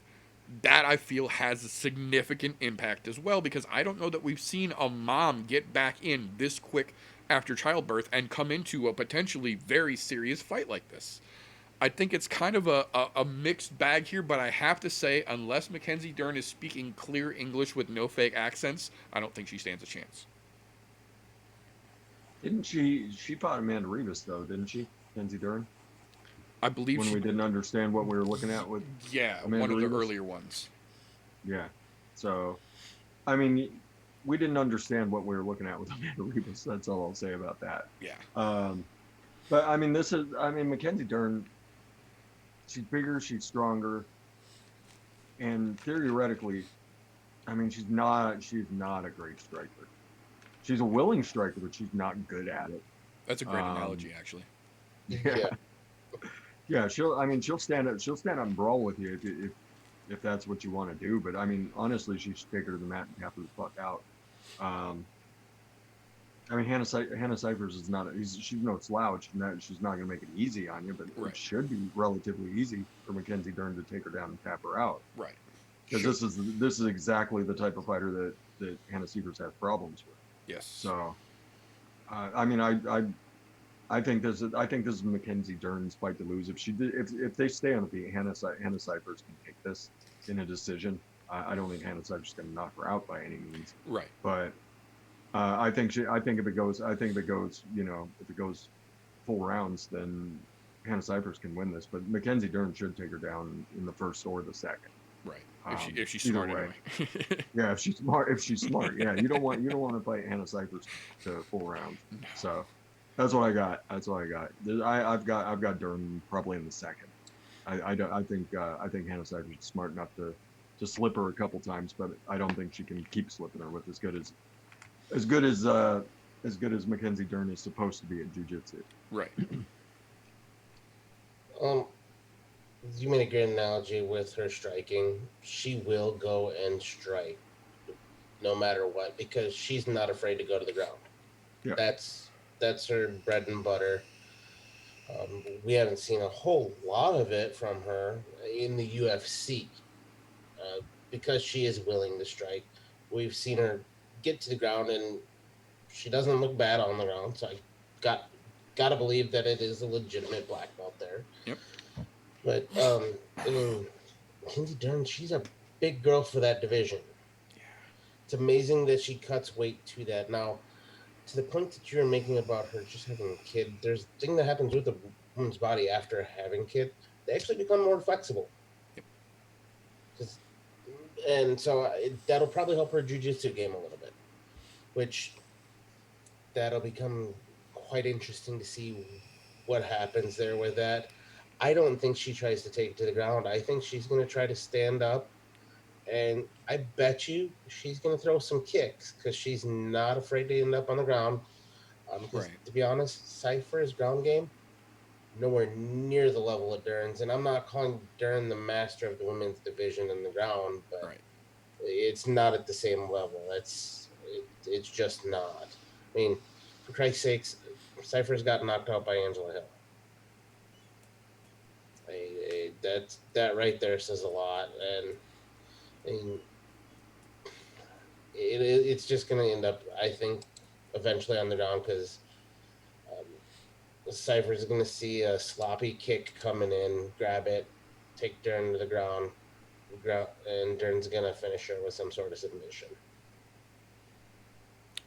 I'll say that's absolutely a possibility.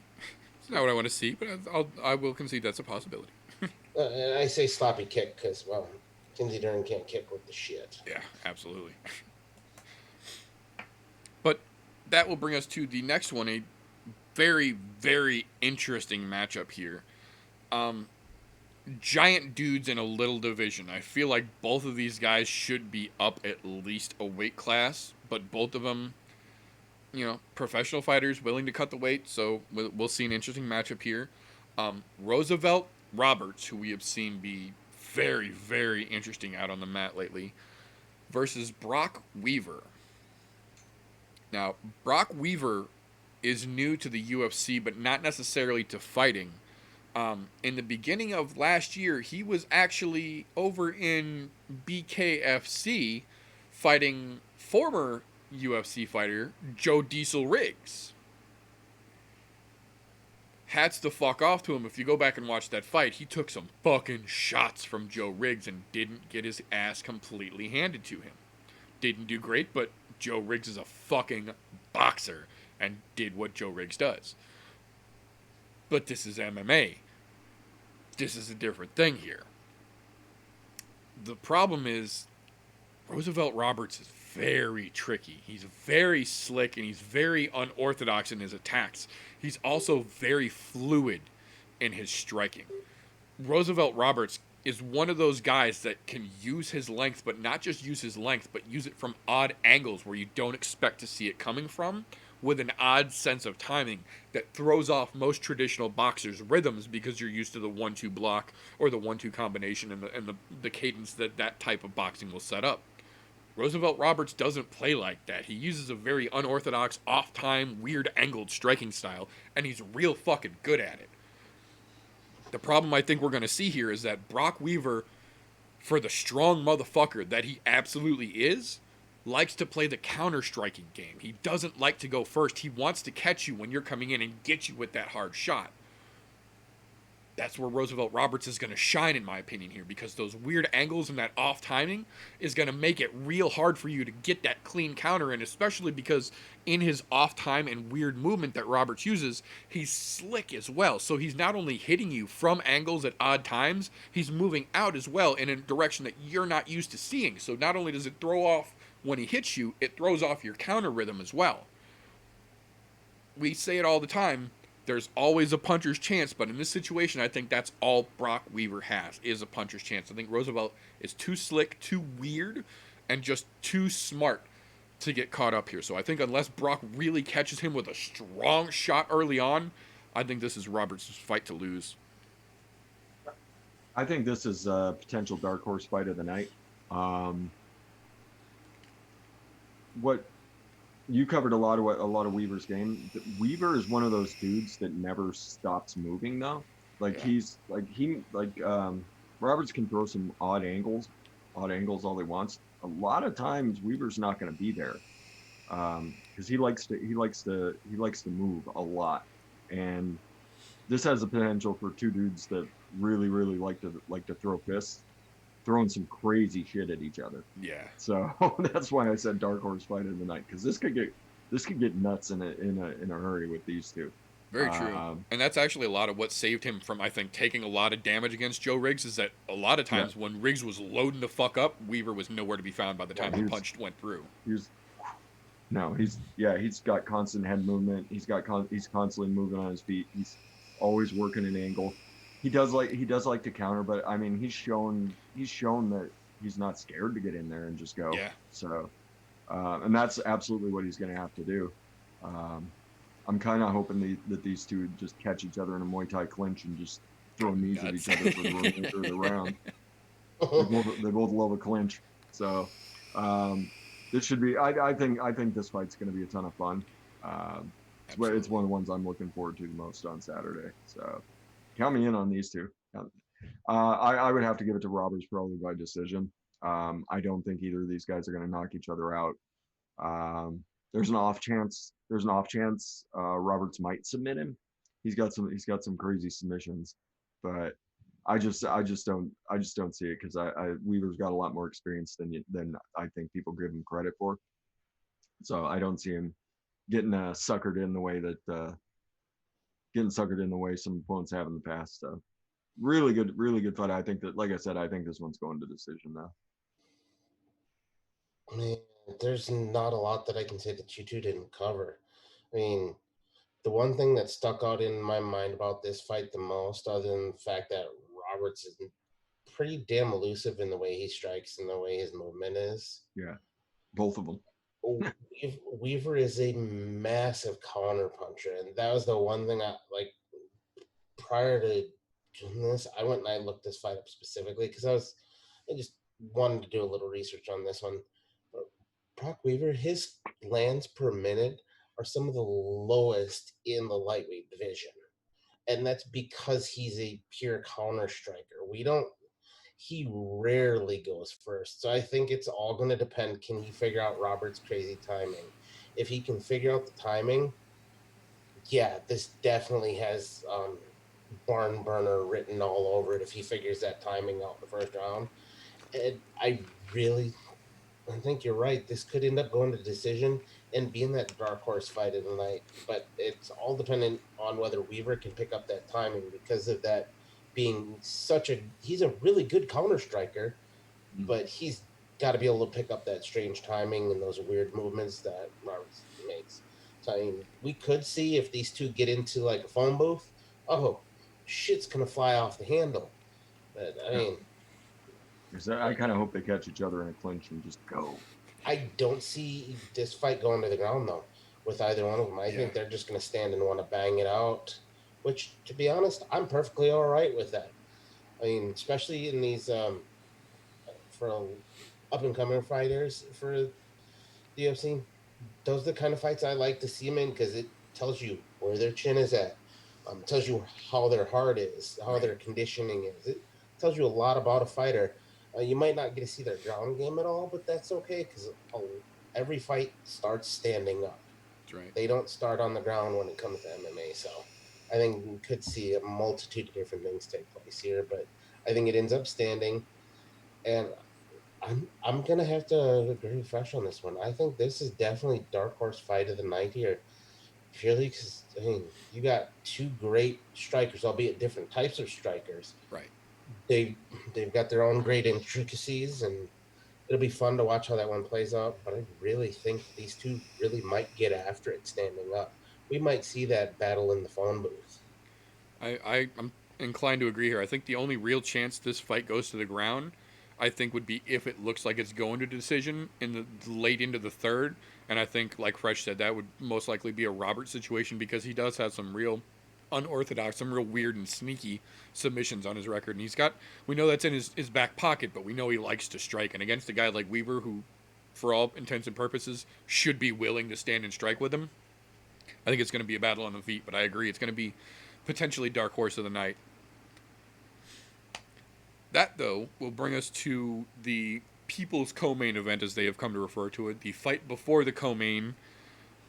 This one, a little bit more interesting, I think, here. Not necessarily dark horse of the night like we talked just a minute ago, but definitely another interesting matchup and two other very new to UFC, very up-and-coming, interesting fighters here in Billy Quarantillo versus Spike the Alpha Ginger Carlisle. Yes. This has got all kinds of weirdness written across it because we haven't really seen a whole lot from either one of these guys. But from what we've seen of Billy here, he seems like a fairly, and I don't mean this to be insulting, but a very run-of-the-mill, stereotypical MMA fighter. And what I mean by that is that he's decent at striking, he's decent at grappling, he's decent at defense, he's got a good offense, he's got a good cardio, but he doesn't have any one particular area where he really shines. On the other hand, we've got Spike Carlisle, who is fucking crazy to begin with. We've seen that certified, but is very much more of a striking-oriented younger fighter in this particular situation here. But at the same time, not afraid to go to the ground with you or scream weird things at you in the middle of the fight. I think this is one of those that we basically just have to go on what we've seen. And from what we've seen so far, for my money, Spike Carlisle seems like he wants to be a little more than he is. He's got a bit of that overzealous showman in him, and that he wants to be a star but isn't quite there yet. And that, for my experience, tends to make guys a little too flashy, a little too showy. They want to get that highlight reel shot rather than just making sure they go in, they do their job, they stick to their P's and Q's, they, dot their I's and cross their T's, which is the exact type of fighter that Quarantillo is. We haven't really seen him shine, but we've seen everything that's been thrown at him. He handles level-headedly, intelligently, and in the moment. I think that could be a big problem for Spike Carlisle, and if he gets a little too flashy, a lot of those flashy fucking moves that guys like him tend to throw are real easy to read and even easier to counter, and that can end up in a real bad way for you. I kind of have a feeling that Spike's going to be a little bit too much of a showman here, And we're going to get to see Quarantillo just fucking end that boy Saturday night. The most ironic thing about this fight, both of these guys coming off the Contender Series. Yeah. So we're actually getting what should happen with Contender Series fighters fighting each other, so we can see who's Finally. worthy to stay here and who's not. Yeah. And to be honest, I'm mad that it made it this high up in the card. Yeah, This should have likewise. been on the undercard. It should not be in the People's Co-Main event. You could have, I'll say it, you could have put Mackenzie Dern and Hannah Cyphers in this position well before those two. This did get pulled off the prelims and put onto the main card. Yeah. Just a heads up. Still bogus. Bad spot for it. That's all I'm saying. But either way, no, this is great for the both of them because it does put them in a spotlight situation where they get a chance to shine. However, this is another one of what I hate to say. Daddy Dana, let's stuff some more fucking Contender Series bullshit down your throats. And to be honest, I don't think either one of them are good enough to make it long in the UFC as is. I think this is going to be their 10 minutes of fame right here, 15 minutes of fame if they go all 3 rounds. Yeah, very much a possibility as well. Absolutely. I mean, with the Alpha Ginger in the fight, at least you know it's going to be fun. Right, it'll be entertaining if nothing else. That's true. The dude's berserk. Yeah, So, he is. He fucking is, so, man. I mean, I don't really care one way or another which way this fight goes personally. I just know that at some point I'll probably start laughing during this fight because Alpha Ginger will probably do something that'll amuse the shit out of me. Yeah.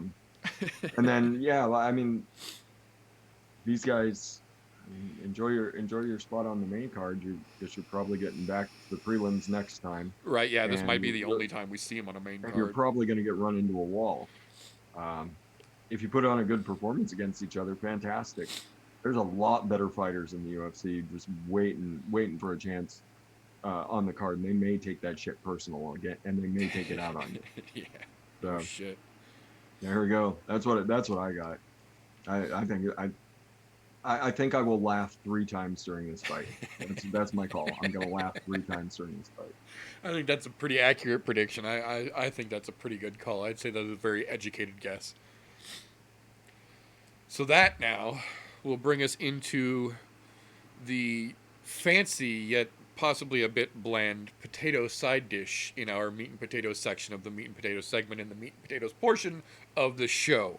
Our actual co-main event for Saturday night's UFC multi-named card. Blagoy Ivanov versus Augusto Sakai. This is one of those fights that it gives you mixed feelings because on one hand, you gotta understand that if you're a fighter, you should be ready at any point to catch a short notice and have to get your ass ready for a fight.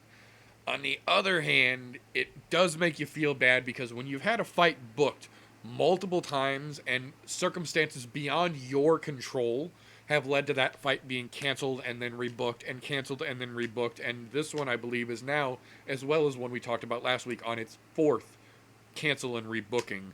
At least we know, injuries be damned, this fight will actually happen this time because we don't have any outside circumstances influencing the fight event itself.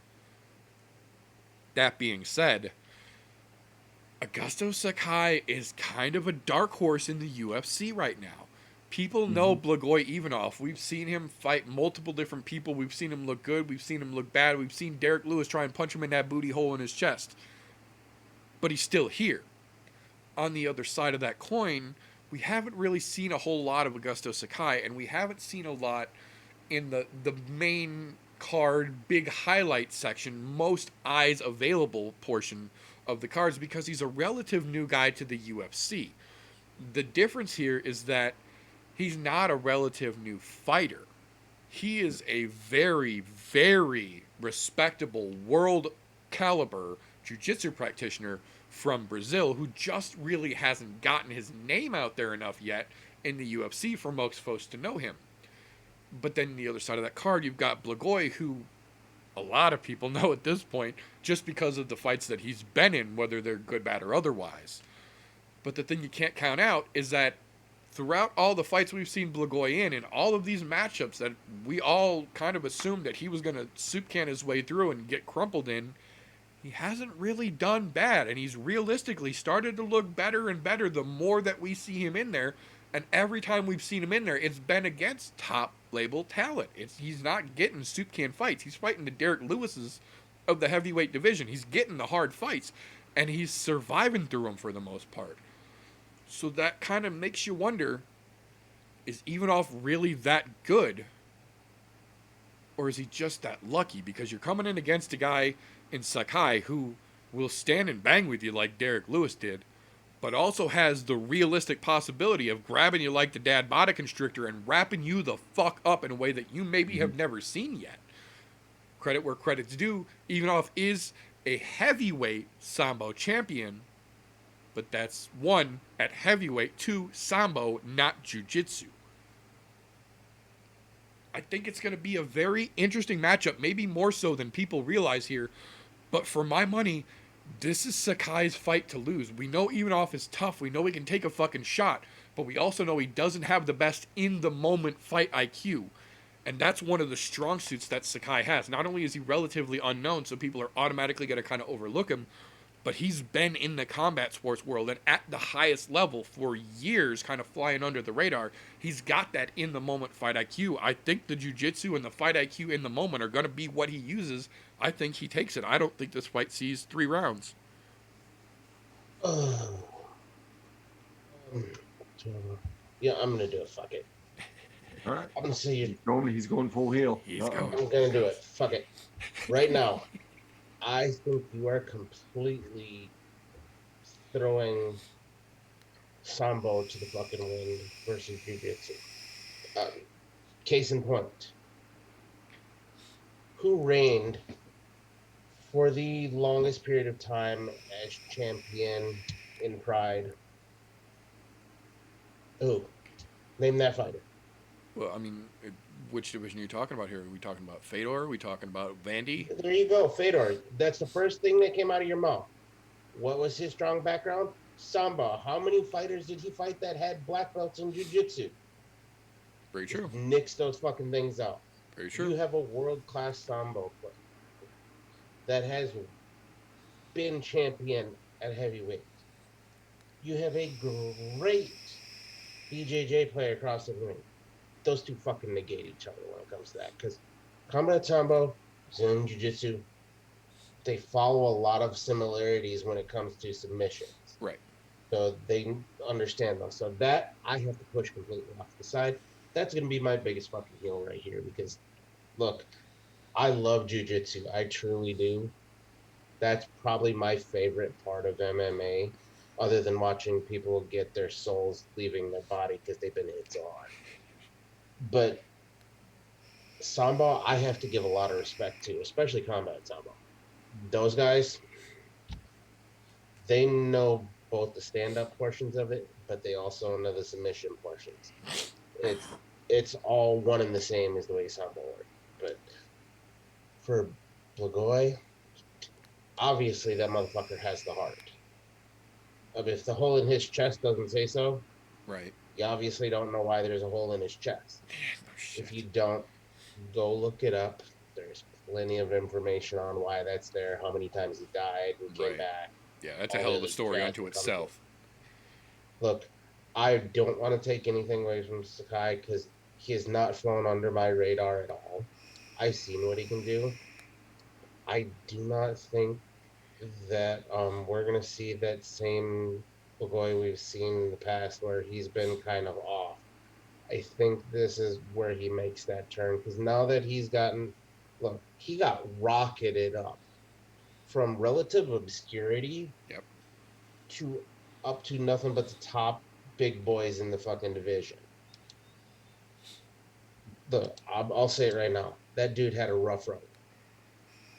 At a bare minimum. Sakai, on the other hand, he has been, like you said, he's been very low under the radar. But in my opinion, I think, my own opinion, deservedly so. The reason for this being, there's nothing that's jumped off of the page at me that went superstar with him. I agree with that. Goy, on the other hand, there has been that spot where there was a point where I went, that motherfucker, he can do some major things and be a major player in the heavyweight division. Sky hasn't tripped that trigger for me yet. So I have to say, I don't think Sky gets it done here. I think we see Magoy come away winner. Whether Sky wants to try to wrap him up or not, it doesn't matter. I think there's way too much heart in this, and we've obviously seen him get better. And I can't discredit his fight IQ because his fight IQ is really not that bad. He wouldn't be here if his fight IQ was bad. Sure, Sky might have a little bit better, but he's also younger too. The other thing he hasn't done though, he's never been stabbed in the heart and come back to life. I'm just saying, whose heart's better right now? That's true. I can concede that point, absolutely. Yeah, you can't pull the jiu-jitsu card over Sambo. It doesn't fucking work. Yeah, I think these two are gonna bang it out for as long as either of them holds up. I think Sakai's a little bit of a quicker dude. We were talking about it about the last fight that he's more of a counter puncher. He really likes those counters. So I mean, he's fighting a dude who'll certainly throw some leather at him. Yeah, shit. Yeah, he's nothing to sneeze at. I think if it goes full rounds, which I have a suspicion this one might, and these two both have surprising gas tanks. That's one thing you got. Yeah, for heavyweights, keep in mind. goddamn right. Yeah, for heavyweights, these two are both surprising guys. Ivanov would take this at a decision. Yeah, jiu-jitsu versus sambo. I think like TJ said, I think it's going to cancel out. I don't think that Sakai's going to throw anything that could surprise Ivanov at any point. God knows he trains for these guys. So yeah, I don't see this going for submissions or anything like that. I think they're gonna trade some leather and try and wear each other out. Yeah, I think if it goes 4 rounds, Ivanov gets it. I don't think that Sakai's counterpunching game is sharp enough to fight Ivanov for 4 rounds. I just don't see it. So I'm going with Ivanov on this one. Interesting. I mean, if it goes early, it'll probably be Sakai. Sakai probably get him if it goes early, but I just don't see it going early. Interesting. And that's the nice thing about having multiple people on a show is you get multiple points of view, folks. Exactly. You know, there is one thing that I did want to bring up about Sakai. He did finish the shit out of the last guy he fought. Fuck He yes, did indeed. He breaks off of Martin Tybura. Yes, he fucking did. But no, what I would This like. is a different fight. There's a different fighter than. Yeah. What I would like to see is from when he first entered the UFC. I think it was 2018.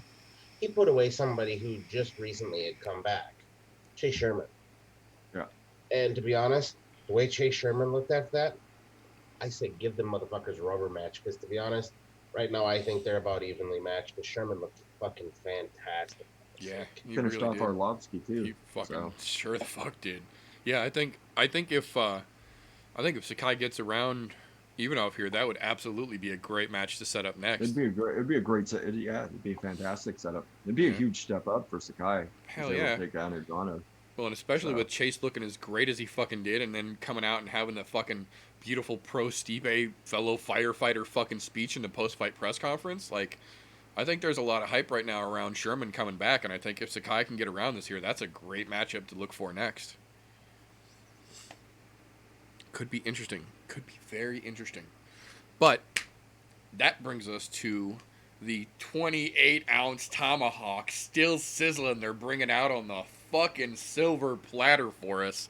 That is the main event of the evening. This one, boys and girls, might be the nicest main event we have seen since Connor and Cowboy earlier in the year.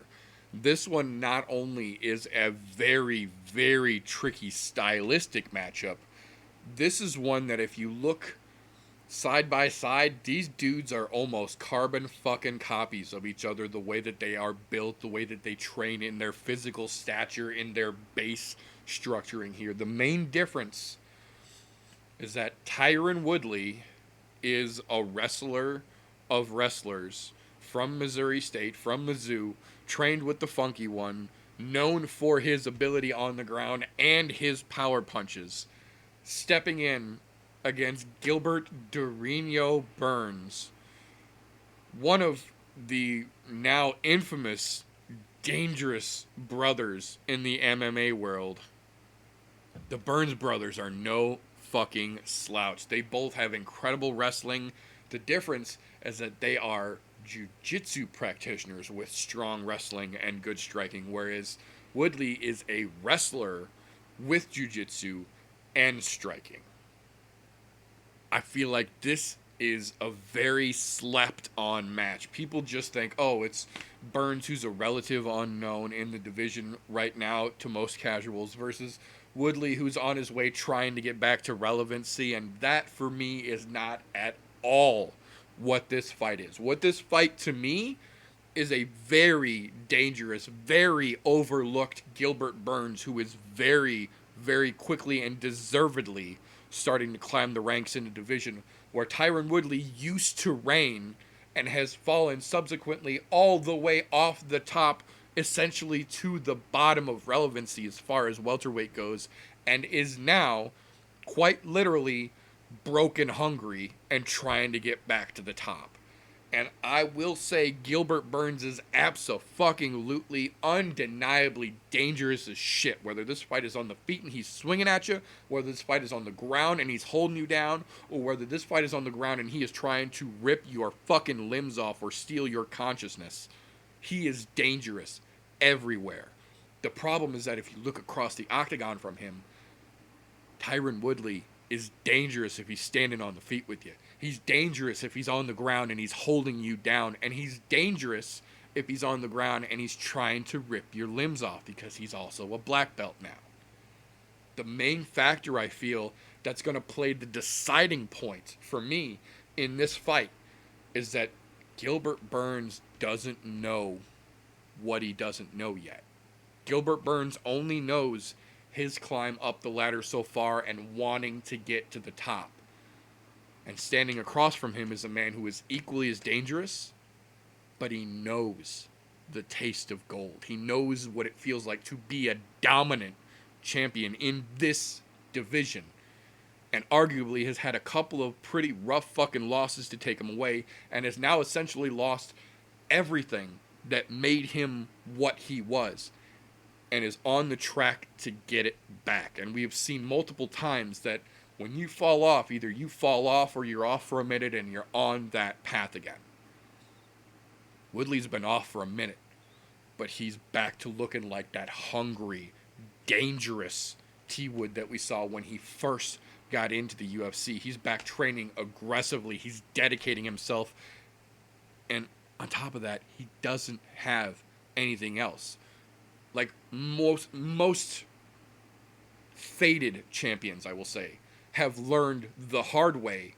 When you get distracted at the top and you start doing movies and commercials and falling in and out of love with a music career when you should be focused on fighting, you slip in the fighting area, and that's what got you to the dance. And when you lose that crown, nobody gives a shit anymore. You're not the champion anymore. You don't carry that same clout. So it all goes away. And we are watching actively as Tyron Woodley is trying to make his climb back, as everything has gone away when he lost that belt. So now he has no choice. You either get back in and you give it everything you gave when you got there, or you walk away and you go find a fucking coaching job somewhere, because you can't half-ass it in the UFC. Least of all at the top of the division. In the gold conversation, you can't pussyfoot. You do it or you don't. And we're back to seeing a Woodley now who's broke and hungry and focused. And that, in my opinion, makes him more dangerous than Burns. I think this fight doesn't see the second round. I think Woodley comes out and puts on a Robbie Lawler-esque performance. I think he's coming swinging hard, but he's swinging intelligently because he knows what he's up against is a dude every bit as tough as Robbie Lawler was. But we saw how that played out. When you come in and you overwhelm and you don't give him a chance, that's Woodley style. And I think we're going to see him get back to it.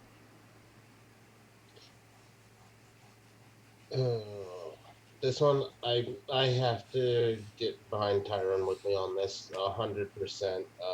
One, look, he looks hungry again. He does not look like the guy who wanted to do sit and counter punch anymore. He looks like that guy that we knew as a strong, dominant champion. And to be honest, if that's the case, that's a scary man to put in front of Usman. A very scary man. Because his wrestling is good. But he did get dominated wrestling because he was only looking to counter punch Usman. That's why he got dominated so bad. Yep. He's obviously learned from his mistake. Now, I have to give credit to Gilbert Burns. Yes, he's a great BJJ guy. He's also a good striker as well. I mean, but we have to give Tyron Woodley credit as well. He beat Damian Maia, did not get submitted, but as did Gilbert Burns. Gilbert Burns KO'd him in the first round. Right. But either way, I think that nixes out Gilbert Burns' attempt at BJJ with Tyron Woodley just because Tyron Woodley survived 5 rounds with the most dangerous BJJ player that, in my mind, currently in MMA because he knows how to use it in an MMA setting. And he was trying to. Yeah. And so I really think that nixes that out. And to be honest, I think Tyron's a better striker than Gilbert is. Overall, he's crisper. He's got a great counter strike. That's where we've seen a lot of his knockouts. His knockouts have always been via counter strikes. Not generally when he's on offense, but it's usually that counter strike game that gets him. However, his counter strikes were much better when he would lead the dance rather than just sit back and wait for that one power punch. And I think he's learned his lesson now after that losing his title, that you have to be willing to get out there and exchange so you can get the opportunity to throw a counter strike. Don't get me wrong, this does have potential for fight of the night because both of these guys will throw. Fuck yeah. But I don't think it's going to go that long because both of them have knockout power too.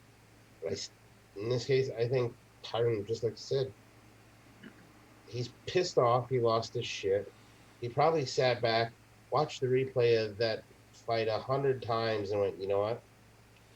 I screwed the pooch by sitting there waiting. Yeah, you know that's got to be eating at him. What's mine, I waited. Yeah, you know that has to have been eating at him this whole fucking time watching it. And you know he did. Yeah, you know he watched it back. He's that type of dude. He watched that fight. And everybody and their brother has had to have brought it up to him. Why were you just sitting there? Why didn't you do anything? What were you waiting for? The second coming of Christ? That has to be playing back in his mind. And at that point, that makes him a scary individual. However, to play the heel on my own self, Gilbert Burns has been on a tear. A fucking very strong tear through a lot of tough welterweights. That type of thing, having that much momentum, that doesn't just go away when you come in and you fight the former champ who's only lost once in the last, 5 years? Maybe 5 years, yeah. Yeah. I mean, at the same point, though, it's going to be a barn burner. I still think Tyron Woodley comes out on top. I actually think he puts Gilbert Burns away via KO. I get to play heel. Tyron Woodley is going to come out with a barrage. Like he's gonna try and finish this early. He's fighting a dude who's also gonna be looking to put it away early. And Gilbert Burns got some fucking grenades for hands and grenades for knees, and like he's no joke in the power department. Neither of them are. I think the game plan. I think the game plan could get flipped on its head real quick for Woodley. Like if he takes a real strong shot, like he'll go back to trying to neutralize. Like he loves to fucking neutralize people. Back him up against the cage, try and work something against the cage and try and take him down. And Gilbert Burns, the last couple times I've watched him fight, I don't remember him just straight up getting taken down. I remember him going down, but it seemed weird. So I think you're looking at two dudes who will probably wind up swinging at each other quite a bit, which I'm perfectly fine with. This could be dark. This could not even dark horse fight of the night. It's the fucking main event. It's Right. This could be the fight of the night. Just these two. I think that first round is going to be fucking hectic, and if neither of them finishes it, then we'll see a much more methodical style starting in like round two. Like, all right, plan A didn't work. You weren't able to knock Gilbert out, or you weren't able to land that knee and take T-Wood down. So we got to flip the script. You got to work your combinations and wait for that counter punch, or you got to get him against the fence and neutralize what he's doing, and then work a submission or work to take advantage of the points. I think Gilbert Burns has more power, and I could see the knockout. I could see the knockout in the first or the second for Gilbert Burns. I'm not sure T Wood's gotten over that loss. That was his first loss in, like you said, 5 years. How do you deal with it? He may not have figured it out yet. Very true. He may still be in his own head, and I guarantee he's coming out with fire. I guarantee it. Yeah. He's coming out with a fucking flamethrower in that ring, trying to burn everything to the ground. And there's always the off chance he could burn himself out a little bit, trying to go for it. And that would be right in Gilbert Burns. That'd be right up his alley. Then he's able to work a little bit of a counter game. He's able to work his combinations, work on taking you down and submitting you. So at this point, I think Gilbert Burns, he's been on such a tear, and the people that we've seen him take out, I think he's got a better than average shot at taking T-Wood out. And I don't know if the spiral continues or not. I mean, it's tough to go against a former champ who's only lost once. It's tough. I kind of want to see it. And so I'm going for it. I'm going full heel. I'm going full golf tee here. I want to see T-Wood continue to spiral. I want to see Gilbert Burns wipe him out.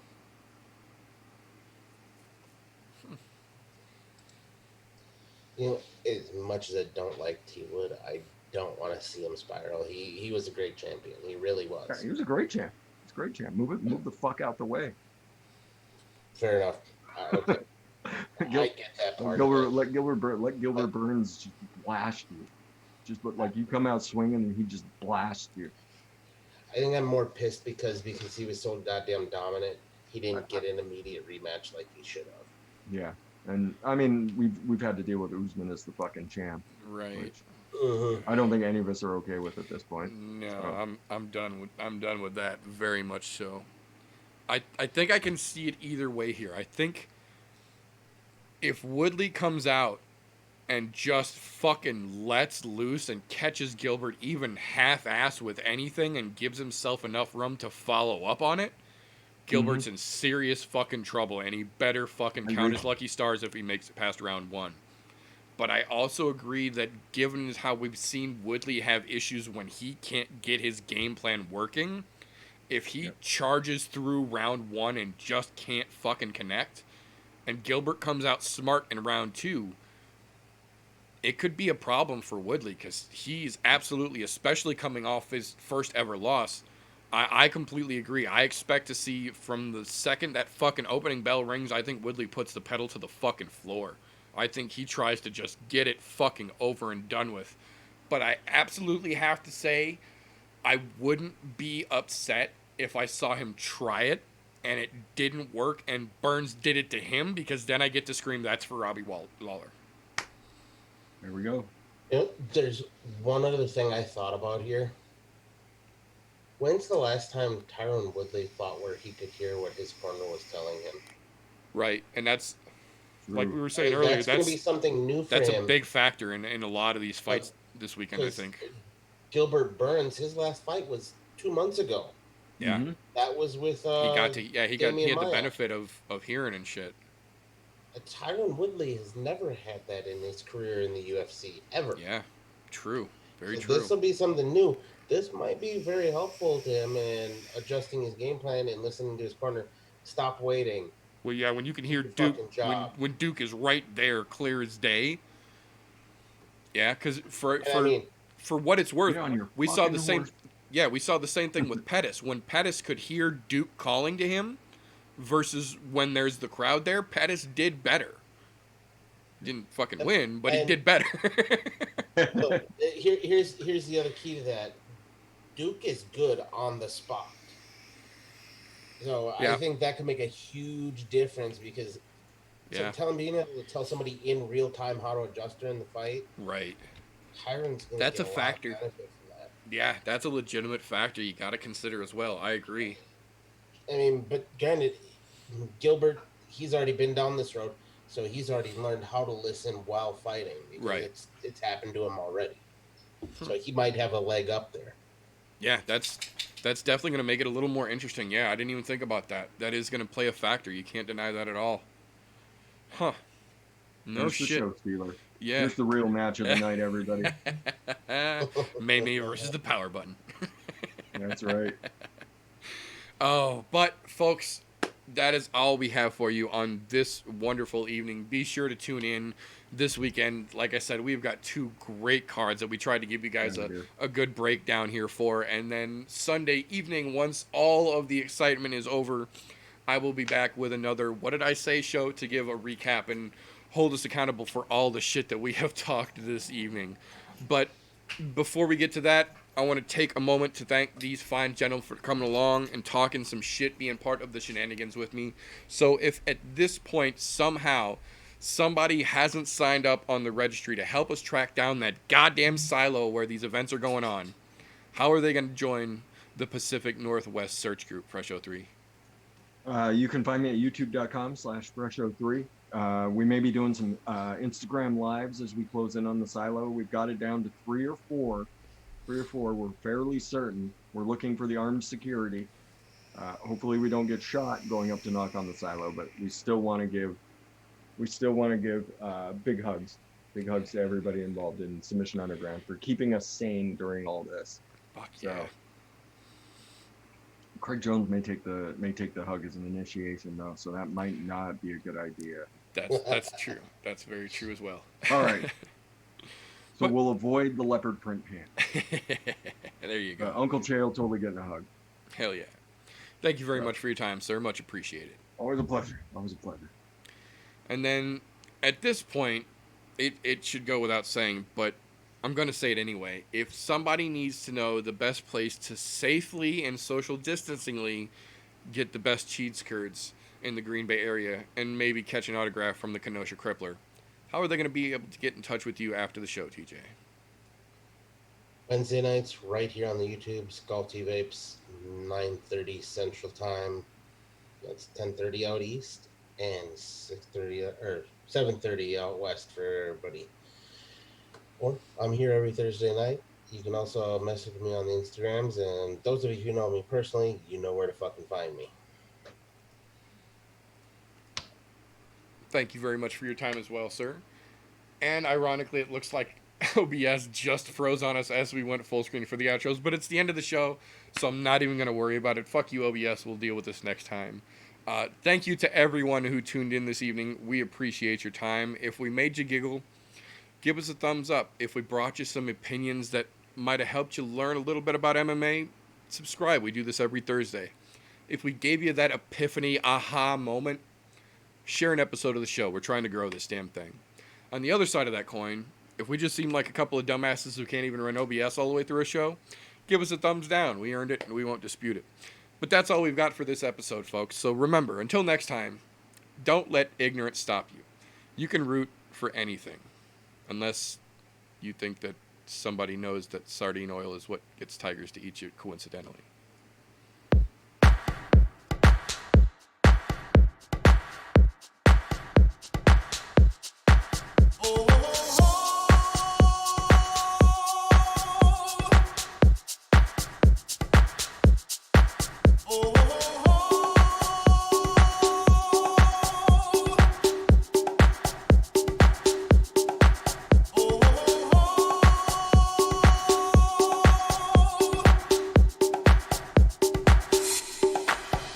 Everybody was kung fu fighting. Those kids were fast as lightning. In fact, it was a little bit frightening.